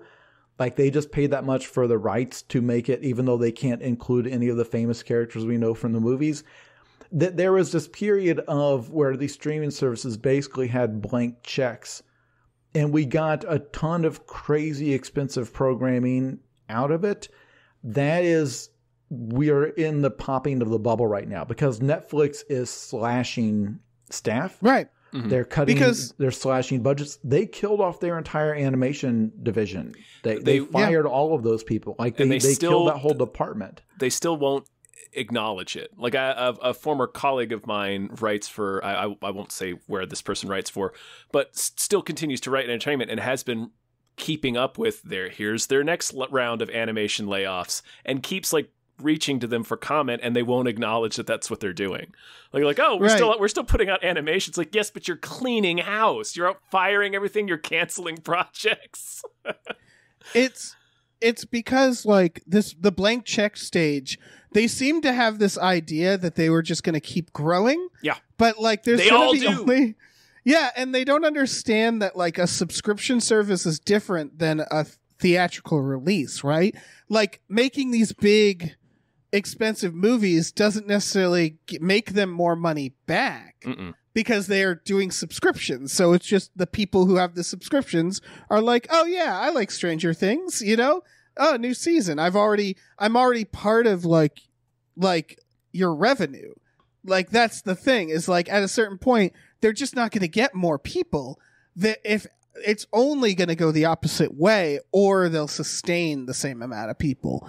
But like once you're the biggest streaming service, you have to realize like this is as much money as we're capable of making, right? Like Netflix isn't going to get more people. It already got all the people when it first happened. And so like I just don't know. It just seems unsustainable in general. Like Jason said, it's a bubble where it's like you can see that where they're obsessed with growth, but at a certain point they have to accept like we can't make more money off of this model. We just can't. Well, and that's okay. When you're a publicly traded company, everything changes. And so Netflix had an ocean of investor capital flowing in because they were one of the 4 big tech stocks, right? What they call the FANG stocks, whereas Apple, Netflix, or Amazon or whatever. It was, and it was like easy money because it was just, if you look at the graph on their growth, the stock price is just up, because they were always just getting more and more and more. And the whole concept of a bubble where it's like we have basically infinite money, and as long as, when they finally started getting competition, it's not just that the customers had other streaming services they could watch. And the big monster right now is Disney. The one that really started to eat into their customer base was Disney Plus. Oh yeah, it literally took its Marvel shows back, and now it's making them again. That's the issue. It's not just that the customers have another thing to watch, is that their actual content library disappeared. That these shows like Daredevil, these shows, that they had spent all this money on making these gritty Marvel series that did so well for them for a while. What was the one that finally was bad? The Defenders, or Iron Fist. Yeah, the Fist, the Iron Fist guy was one that suddenly wasn't so great, but like Jessica Jones was great, and all of they had the string of hits. And then, but what was not obvious is that by far and away, their most popular shows were The Office and Friends. Right. And they were getting free money because they had between those two shows something like 500 episodes, right, of inventory that someone else paid the huge money to make. Because, it got to a point on Friends where each of those cast members were making like $2 million an episode. Like that was one of the most expensive shows in history purely because of the cast. And NBC made that investment. So then they pay whatever outrageous amount of money they paid for Friends. But it's hard for people to understand that it wasn't Stranger Things and these other originals that were driving Netflix's time watched metrics. It was these reruns. And those shows are now gone. Like their library has been gutted. Right. And what's left are these projects. Yep. Like the stuff that they're now shifting to. Like if you like this Hollywood Reporter article has like the most viewed Netflix movies on the bottom. And it's not that I'm against these movies. It's just that they're a certain type of movie. We've talked about it on the show, the Netflix look, where it's all evenly lit, everything's bright colors. It's made in I would argue a very generic way, and those happen to also be the movies that get a lot of views because they're the most like family friendly, global, big blockbuster style. And I don't know, it's kind of I think it's another bubble for them to say, okay, we're just going to do stuff like that now, because that's not going to work out for them. It's interesting. It's interesting in this article that we're talking about. First of all, the expensive vanity project is not actually a quote attributed to Netflix in it, so I'm not sure why they put it in quotes in the title. That's interesting. Yeah. But, they got them a ton of social engagement. Sure did. Yeah. It's an anonymous Netflix executive they are quoting, but they don't quote that exact phrase to this person. Very interesting. Interesting. Anyway, when you look up the budget of The Irishman was $175 million. Budget of Red Notice was, I believe, $300 million. Right. So it's like they're not spending less.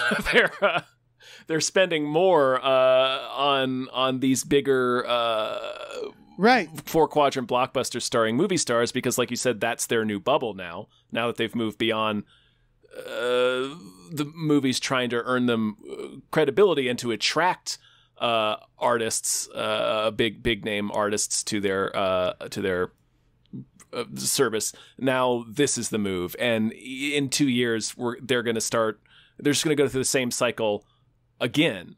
Because ultimately it's still a subscription service. Right, it's all still the same problem, and I think that's why we wanted to spend time talking about this particular issue, because we've seen this play out so many different times just in the past like half decade, let alone the past 2 decades of the internet being like a real force in media and entertainment, publishing on the internet anyway, which is that it's always spending all this money to hedge your bets against or hedge your bets towards endless growth, and when that doesn't happen, because it can't happen, it turns into Saturday Night Massacre, like laying people off, cutting projects, stuff I remember like a year or a year and a half, it was a little bit into the pandemic, a bunch of shows that had already been greenlit were suddenly retroactively canceled because they had to suddenly tighten their purse strings, both because of the pandemic and because streaming is so much more competitive now. There's so many more outlets, and as Jason was pointing out, all these new outlets launching their own streaming service are taking all their content back. So it also it's very, very bad for creative people.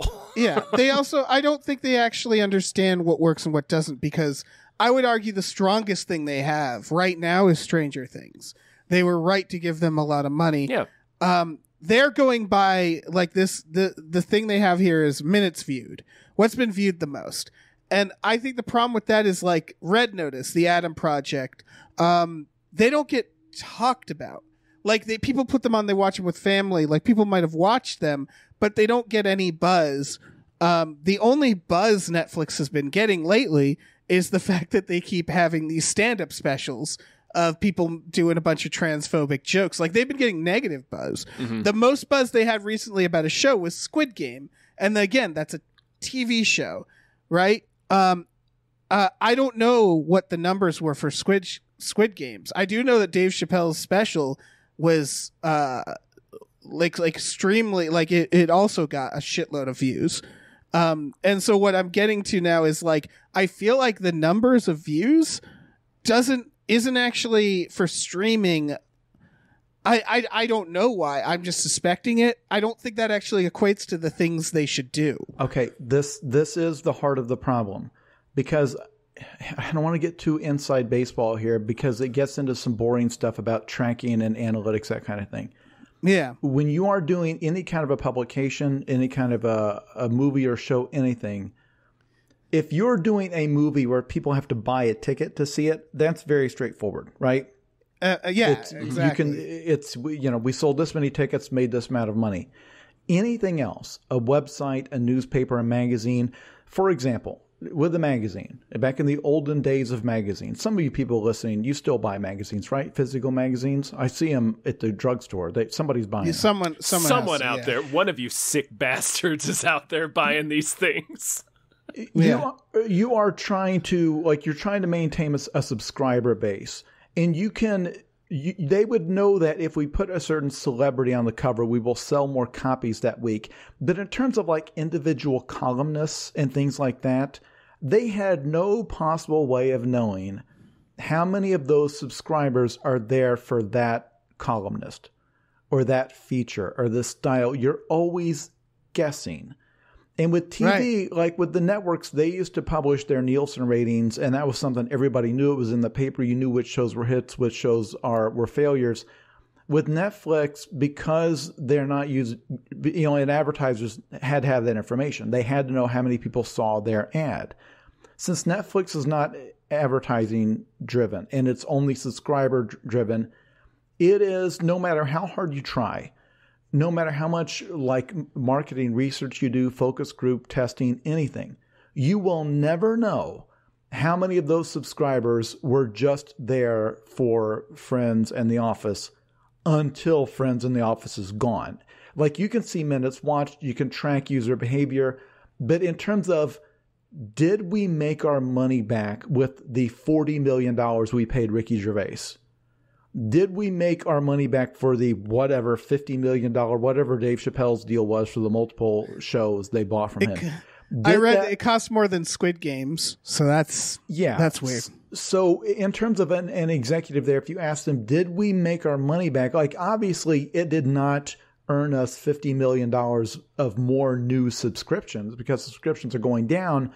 But then the counterfactual of, would we be losing subscribers if we didn't have this type of content? I don't mean transphobic jokes. I mean specifically big name comedian stand-up shows. And no one at that company knows that. And I know this because I've spent 20 years working for my own website and then 13 years working for Cracked.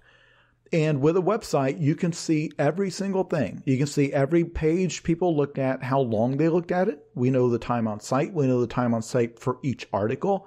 We know how many pages, how far you scrolled in each article. We have all that data.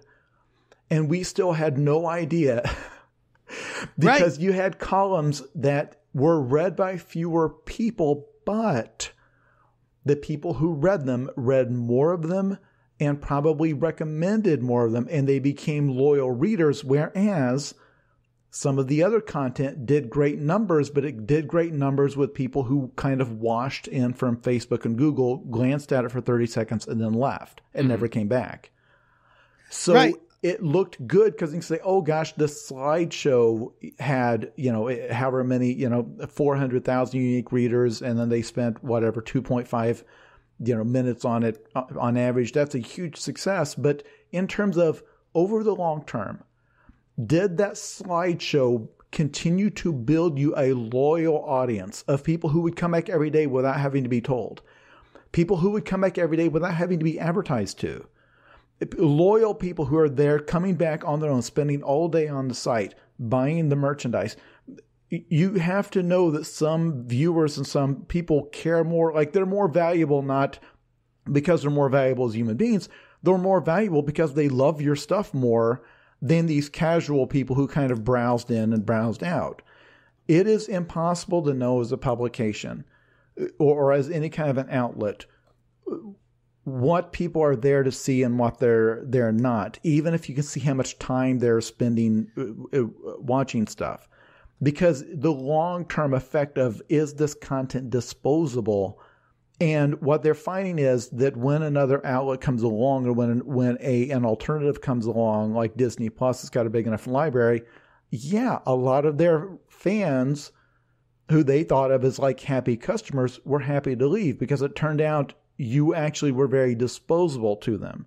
That they had you on in the background, that they weren't passionate fans of whatever reality shows you invested in instead of these expensive TV shows, which has been Netflix's thing recently, obviously.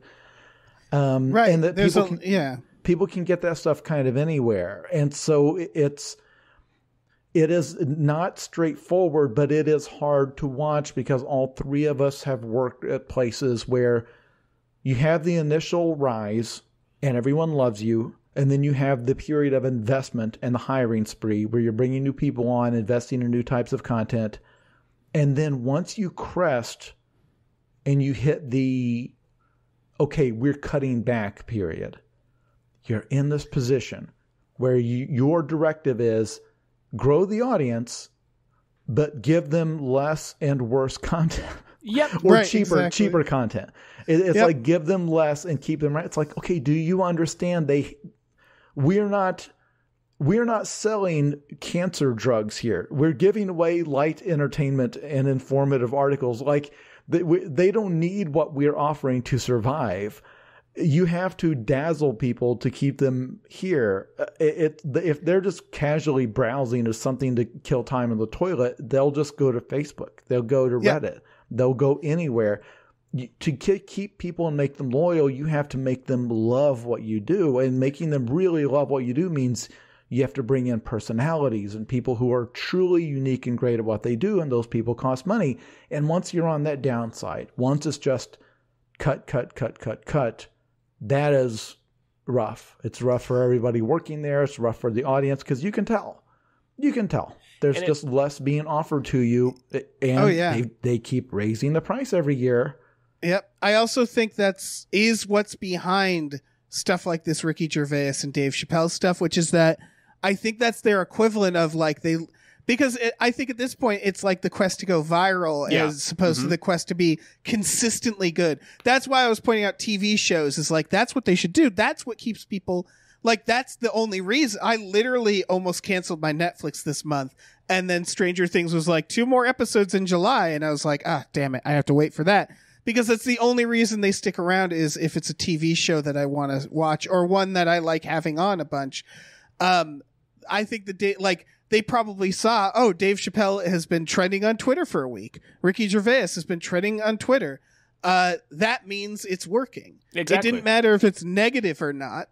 And so it's that idea of like stand-up specials. You get a controversial stand-up comedian, pay him less than you would for like to make a movie or a TV show. And bam, you got something that everybody's talking about. Doesn't matter if it's good or bad, and everybody's watching it. Doesn't matter if they're hate watching it or not.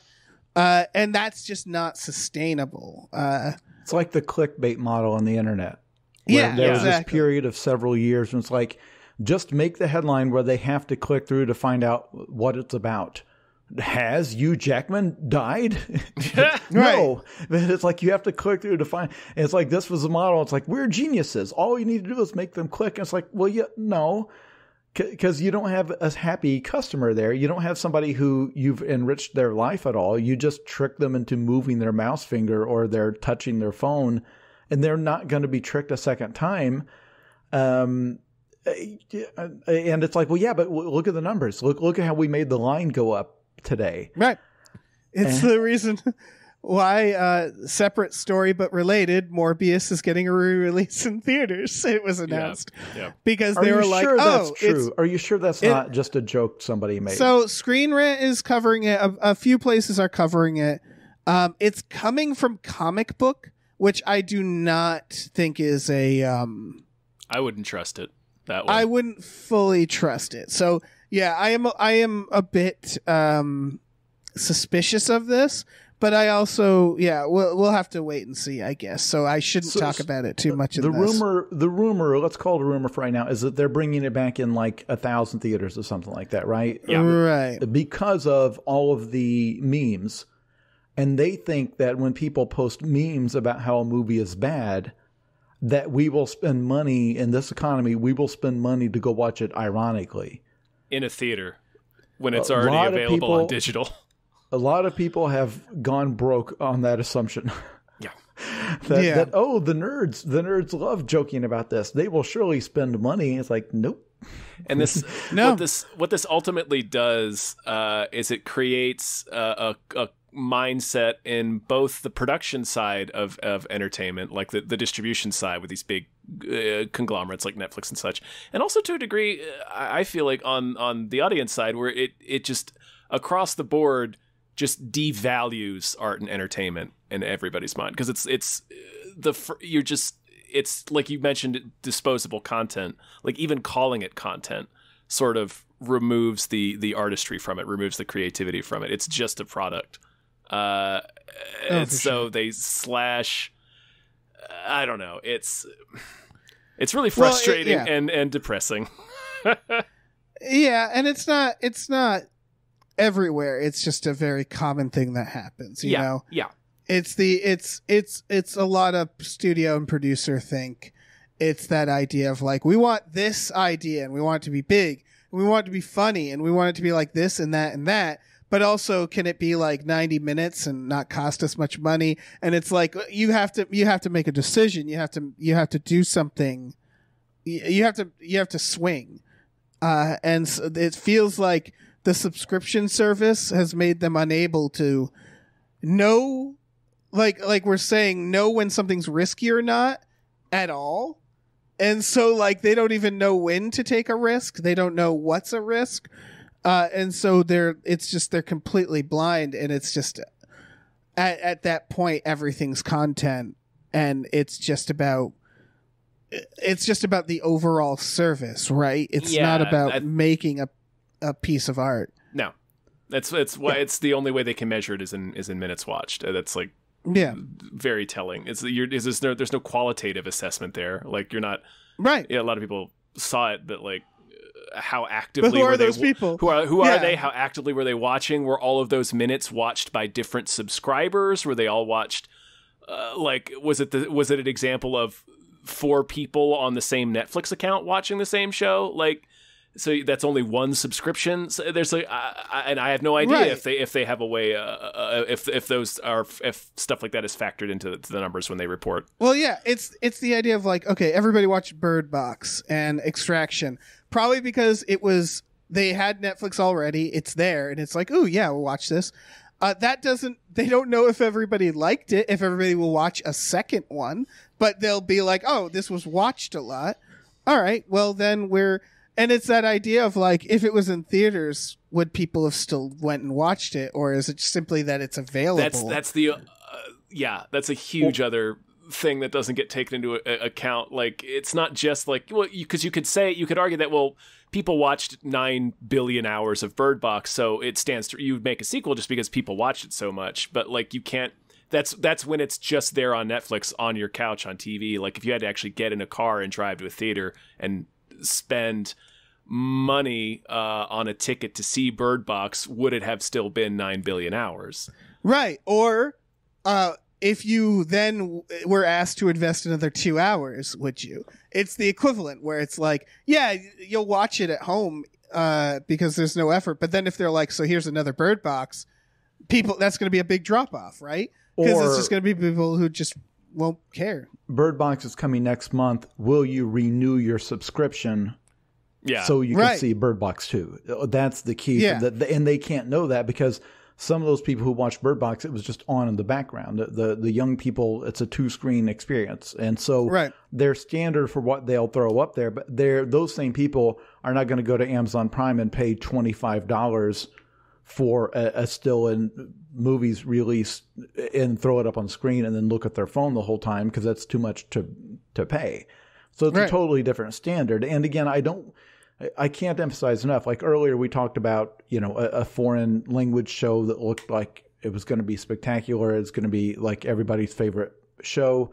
And we talked about Squid Game, which I loved. That's a show that I would never have been exposed to. Like it is that has enriched my life the way Netflix invested in foreign content, introduced like the South Korean stuff. I would never have been exposed to that 10 years ago. But like the fact that to fill out their library, they reached for some of that stuff, took those kind of risks. I'm worried that the Netflix of the future, that same money would get thrown to a reality show, an English language reality show or something like that. Red Notice 2. Yeah. Or like 10 more stand-up specials. Or Like, which I guess the stand-up is kind of in the same category as reality shows because there's no production to it. It's just, there's no writers, there's no director attached. It's just the talent and the comedians and like the BBC panel shows. People in the UK complain about, I guess BBC is like they pivoted away from like big dramas like Peaky Blinders and more. It's just tons and tons and tons of panel shows and comedians because they're so cheap to produce that people are like, well, why is our TV license going to pay? Like it's just cheaper and cheaper content instead of like these very good dramas you used to have. Because obviously like the Benedict Cumberbatch Sherlock show used to be on there.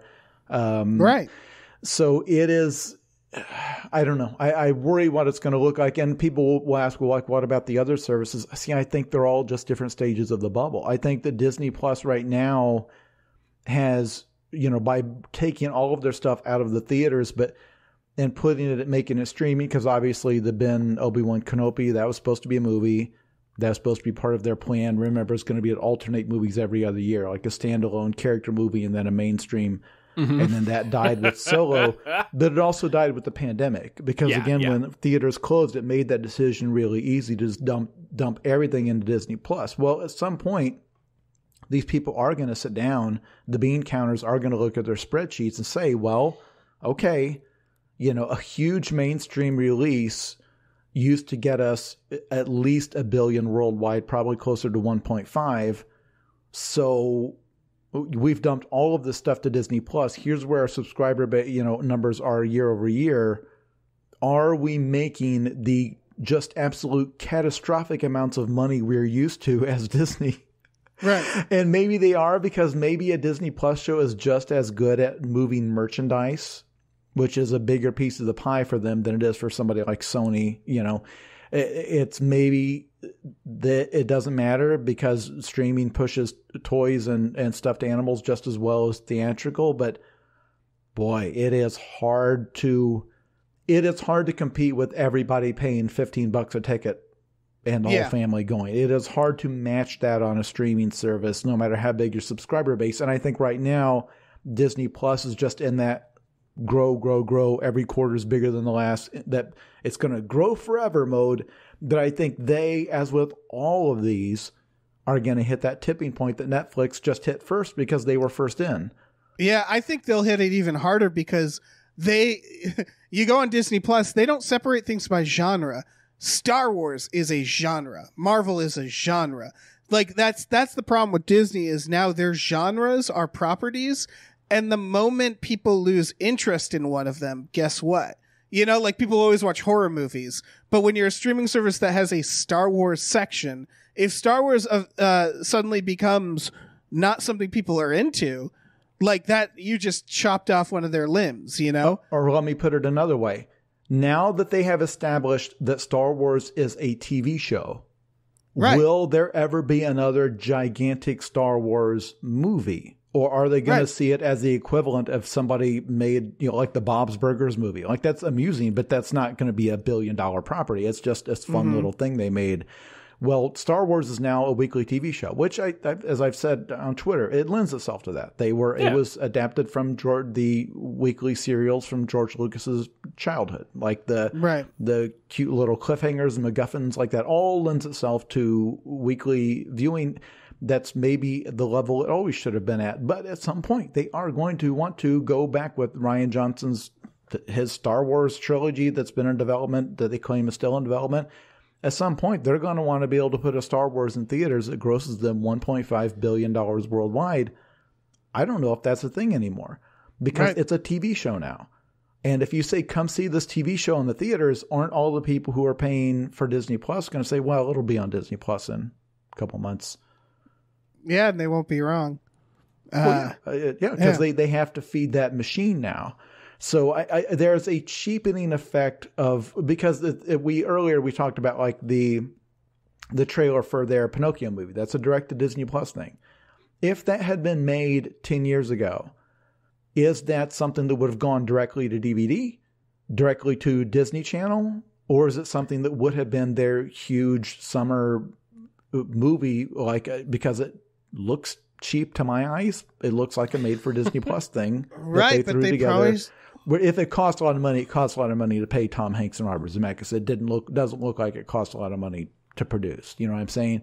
Yeah, for sure. And some of the magic is gone, not to be nostalgic or sound like an old man, but it flattens everything out into TV show. That if you're Disney and you also own Fox, 20th Century Fox, like these used to be your event your event blockbuster movies. It's all of those Indiana Jones, all of those properties they now own. It'll be very interesting because once you've made it a TV show, like that's great. That's great. You've made a lot of money for Disney Plus, but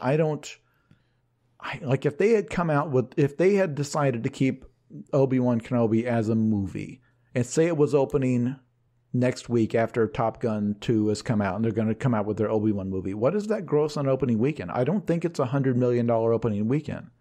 I don't know. But I think people will watch it as a TV show. I think it looks like a fun TV show. But in terms of would people get the kids, get together, pay $60 for tickets and popcorn to watch Obi-Wan Kenobi, you watch Ewan McGregor on the big screen? I don't know that they, at this point, I don't know that they would. Because I think it's a lesser The Mandalorian. Exactly. Right. Yeah, I think that it's related to the idea of devaluing what you're producing, and it's a good thing overall for people because obviously stuff is expensive, money's tight, especially right now. So, I think what it ultimately means is they're going to have to start, related to the idea of endless growth that we've been talking about. It's like you need to start adjusting your expectations because after, not just specifically to Star Wars. But after just 3 years in a pandemic and this everything coming to streaming and that becoming like the new landscape of movies, and now like the release window is like 2 months where it used to be like 6 months or even 8 months between when a movie would be in the theaters to when it would be on home video. I think the days of like movies that gross $2 billion might be done. Oh, until Avatar 2. Until Avatar 2, yeah. Yeah. That is they've given us very little Avatar. It's the opposite.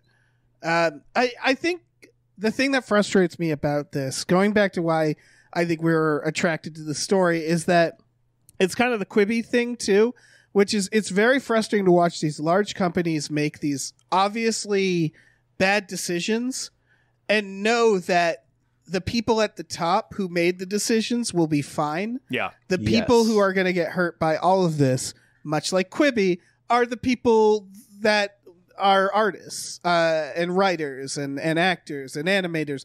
They're the people actually, and this is the same with any company doing this, obviously. Yeah. But it's, I think, personal to us with entertainment stuff.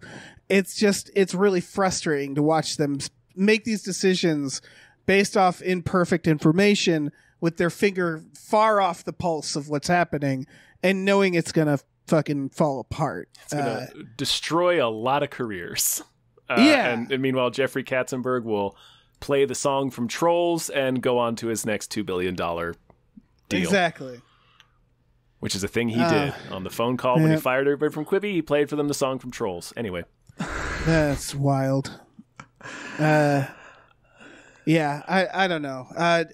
Any other thoughts on this? Do we want to keep going? No, I'm just going to end up repeating myself even more than I already have. Well, it's frustrating. Yeah, because I guess my point is right now it impacts us because we know people who either we know people who have lost work over this or that we know the type of people who lost work over this. Because like Netflix, they had hired a bunch of people to run a website to like generate content for them.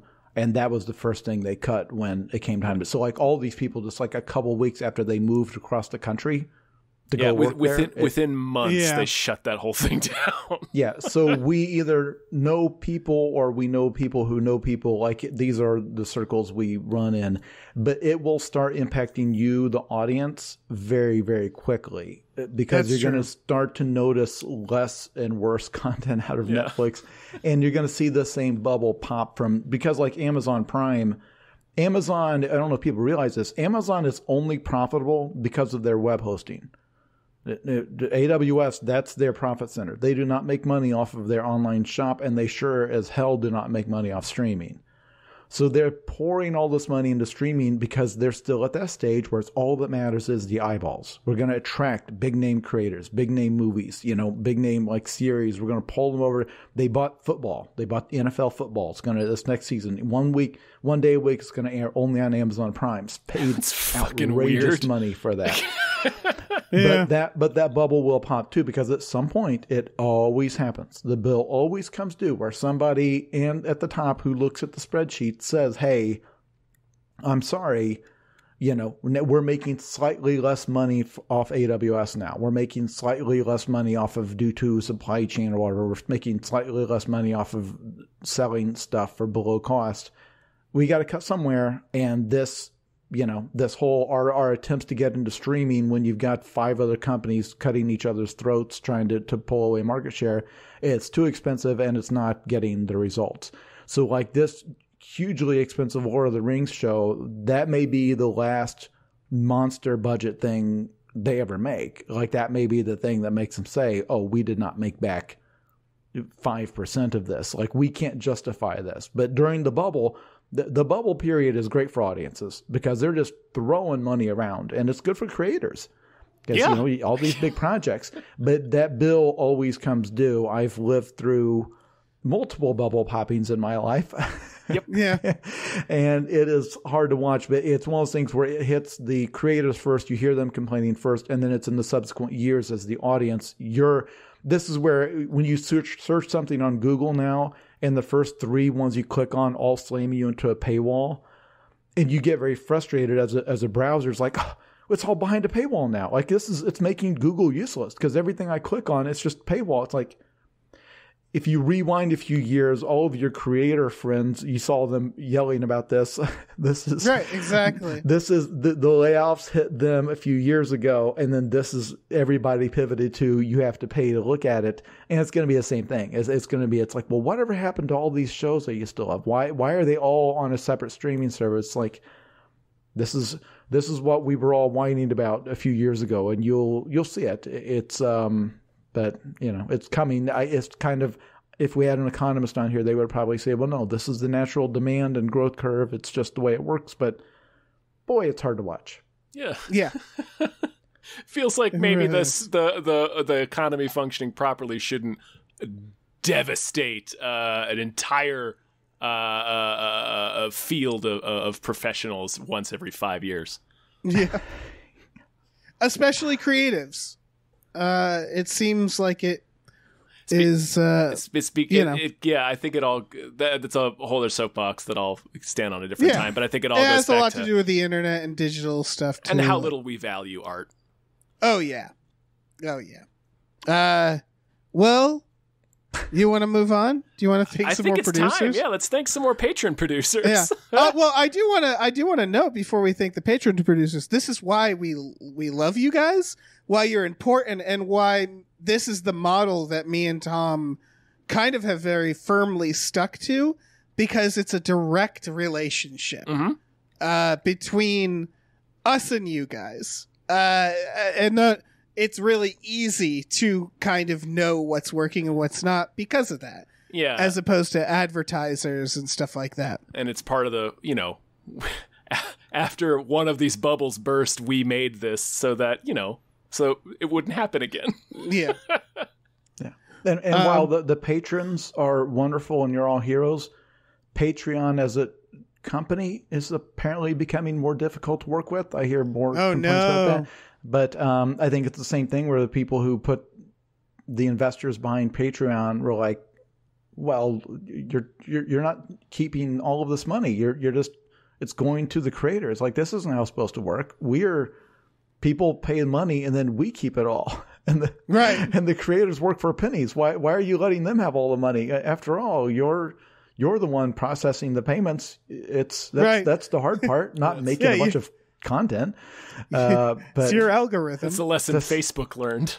And Google. Yeah, exactly. Why? It's part of I was going to say part of the reason why the top 3 articles you'll see on Google or hit you to a paywall is because the other thing you see when you type something into Google is the first thing you see is Google's carousel, which is literally Google stealing the information from these websites. Yeah, scraping it from the people that were paid to write it and just giving it away for free, scraping the ads off of it. So never leave Google. So you never have to click through to the professionals who actually went out and did the work for you, because I know. I feel like I come on these shows and I complain about. I do the same thing with Sean Baby and Brockway's podcast. I'll come on and complain about the industry. I know that's not why people tune in, but this will affect you. That this is something that you're going to see this on your end, and we're all very fortunate people. We do realize that, but it's that is the patrons who make this possible, and for me, it's the people who actually buy my books instead of just stealing them, which they could easily do. Amazon. There's a whole. I don't know if you've seen this. Just real quick, there's a whole thing on on Book TikTok, where they're pushing the idea that Amazon will allow returns of digital ebooks for an absurdly long amount of time. So it's like use it like a library. Exactly. Read it. So here's how you can read any book you want for free, and there's like videos telling people to do this. Read all the books you want and then return them. It doesn't hurt anyone. It's a victimless crime. Just go to the library. That's why it exists. Because after all, in a perfect world, the government would be paying these authors to live. It's like, well, yeah, but that's not occurring right now. Right. Like, well, under a socialist utopia, I shouldn't have to pay for books. It's like, well, yeah, but under a socialist utopia, the author wouldn't have to pay for food either, but they do. Yeah. Right. So, you can't just live in your own socialist utopia and exclude everyone else. That's, well, this should be free, so I'm taking it. All right. It just reminds me of the Adam and His Package song called "Anarchy Means I Litter," which is it's the same basic principle. Perfect. Oh man. Yeah. Let's name some more patron of our beloved. Yeah, because I could keep talking about this, and we probably shouldn't. Listen, big thank you to the Midnight Patron with Patrons at Midnight. Thank you very much. Thank you to Exploding Runes. Thank you. Thank you to Andrew, the Proud Satanist. Hail Satan. Thank you to Vincent. Thank you so much. Thank you to Rev MD. Thank you. Thank you to Lauren Gucci. Thank you. Thank you. Thank you to Bootler Boodleson. Thank you so much. Thank you to Tux. Thank you to Ricky Cilantro. Thank you. Thank you to Norm from Cheers. Norm. Thank you to Space McNulty. Always. Let me jump in here. Thank you to your mom. Thank you. Thank you to Nolan Mayton. Thank you to Andrew. Follow Marina on Twitch and Patreon at Heartfist Brain McGuire. Thank you. Thank you to AJ. Thank you to Tip Drizzle. Thank you. Thank you to Burrito Mouth. Thank you. Thank you to the ghost of Dave Thomas. Thank you to Aaron Burser. Thank you very much. Thank you to Christopher Robert Sparts, Esquire. Thank you. Thank you to Mackenzie Fuck Shuffling with Willem Dafoe's confusingly large dick. Chill. Thank you. Thank you to Funky J. Thank you. And thank you to Pie Guy. Thank you, Pie Guy. Dave, it's been a while. It's been a while. 2 hours to be exact. Since we began this odyssey. My cat is on my desk wondering where her dinner is. So I'm just going to cut the shit, Dave. I'm going to cut the shit. This week, cut the shit. It is I who is carving the shit. Just go ahead and tell us what your movie that deserves more hype is this week. Yeah. I'm going to get right to it. This is called Earwig. There's no release date. They're saying around like November this year. It's doing the festivals right now. It's not going to be for everybody. I'm just going to throw that out there right away. It looks real bleak. It's about a caretaker who is taking care of a little girl with ice for teeth, and then is told to prepare the girl for a trip. And that's as much as I know. It's compared a lot to like one comparison has it compared to or one review compares it to Eraserhead. Oh, good. Yeah, quote, which is close to this movie in both style and spirit. However, this movie is 2 hours.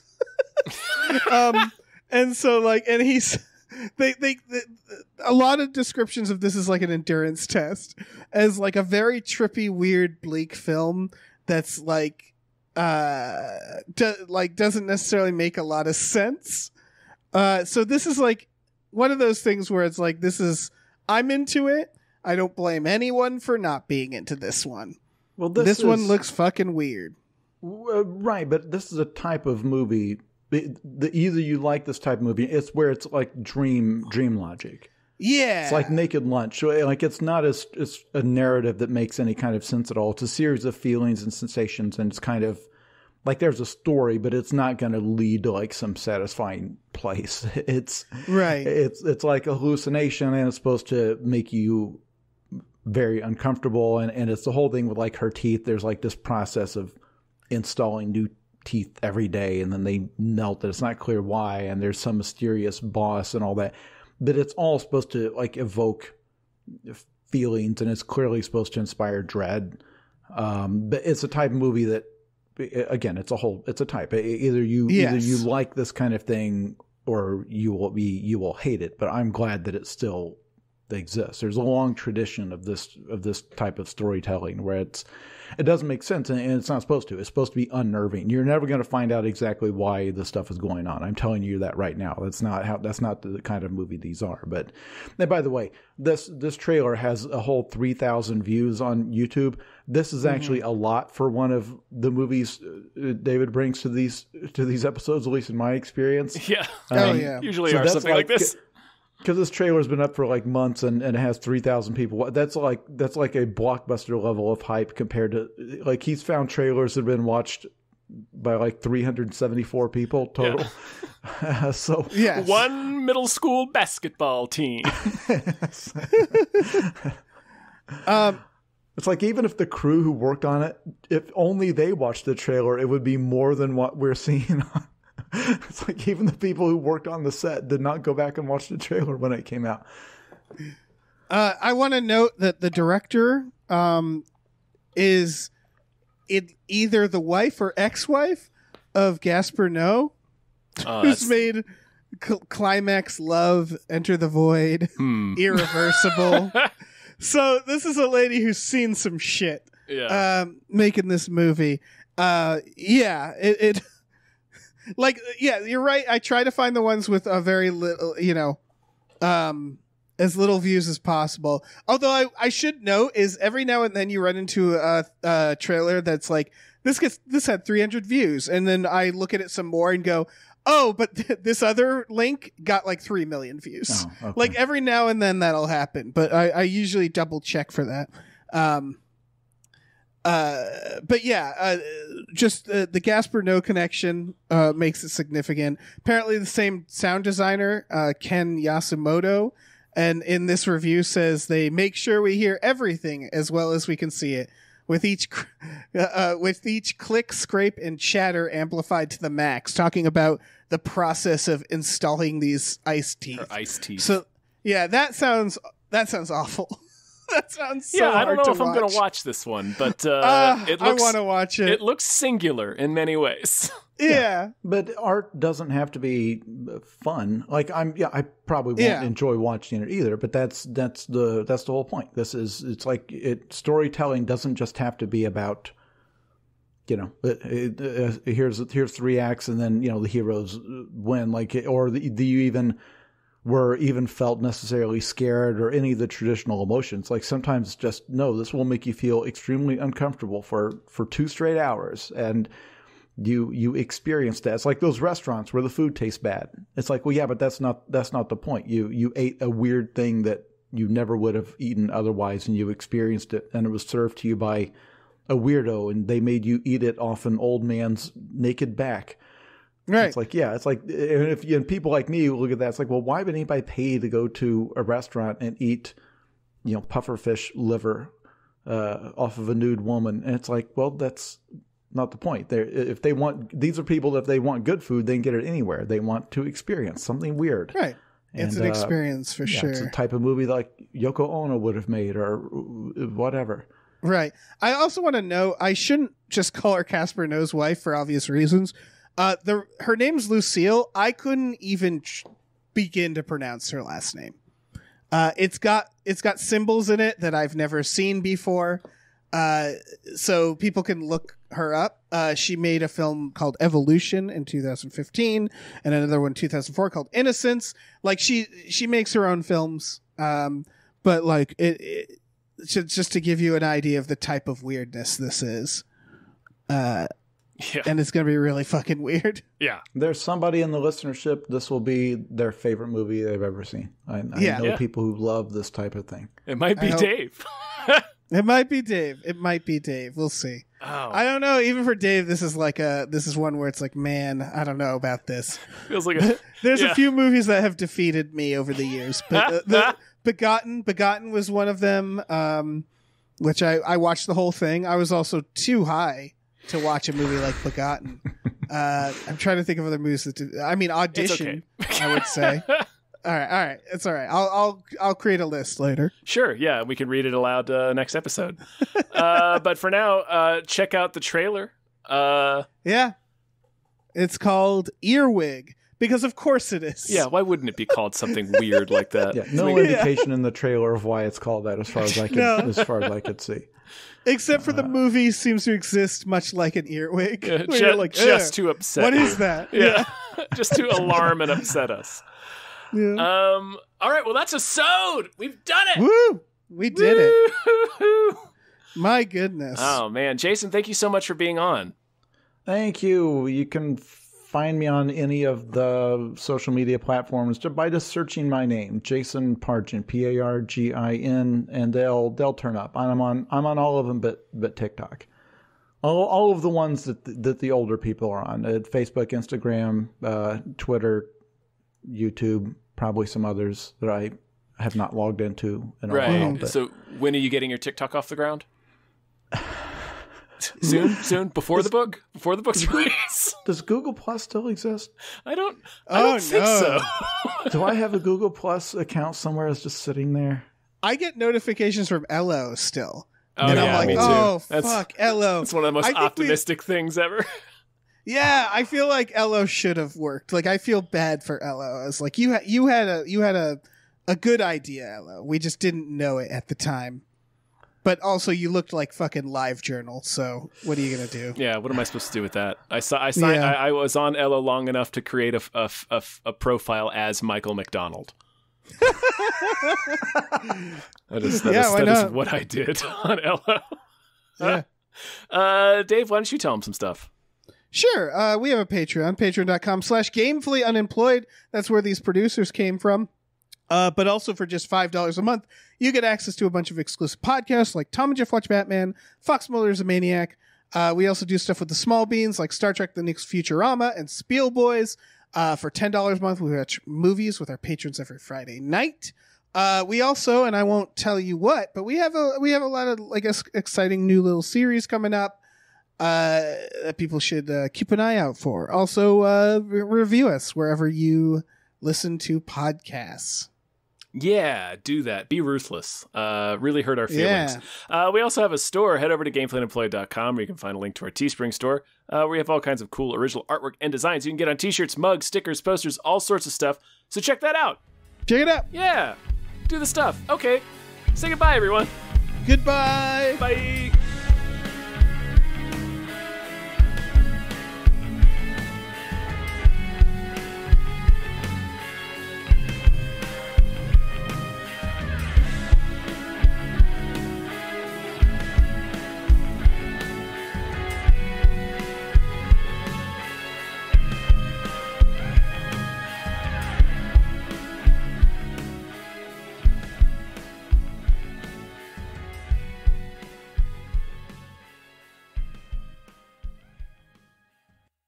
Our music is produced by Chris Corlew. You can follow him on Twitter at @thecorlew, Corlew, and find more music at shipwreckedsailor.bandcamp.com.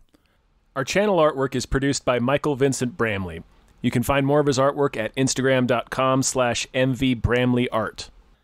Our episode artwork is produced by Justin Brown. You can follow him on Twitter at @JustinTBrown and find more of his artwork at artnessbyjustinbrown.com and justinbrown.info. Hello, human peoples. You're listening to the podcast network of Gamefully Unemployed.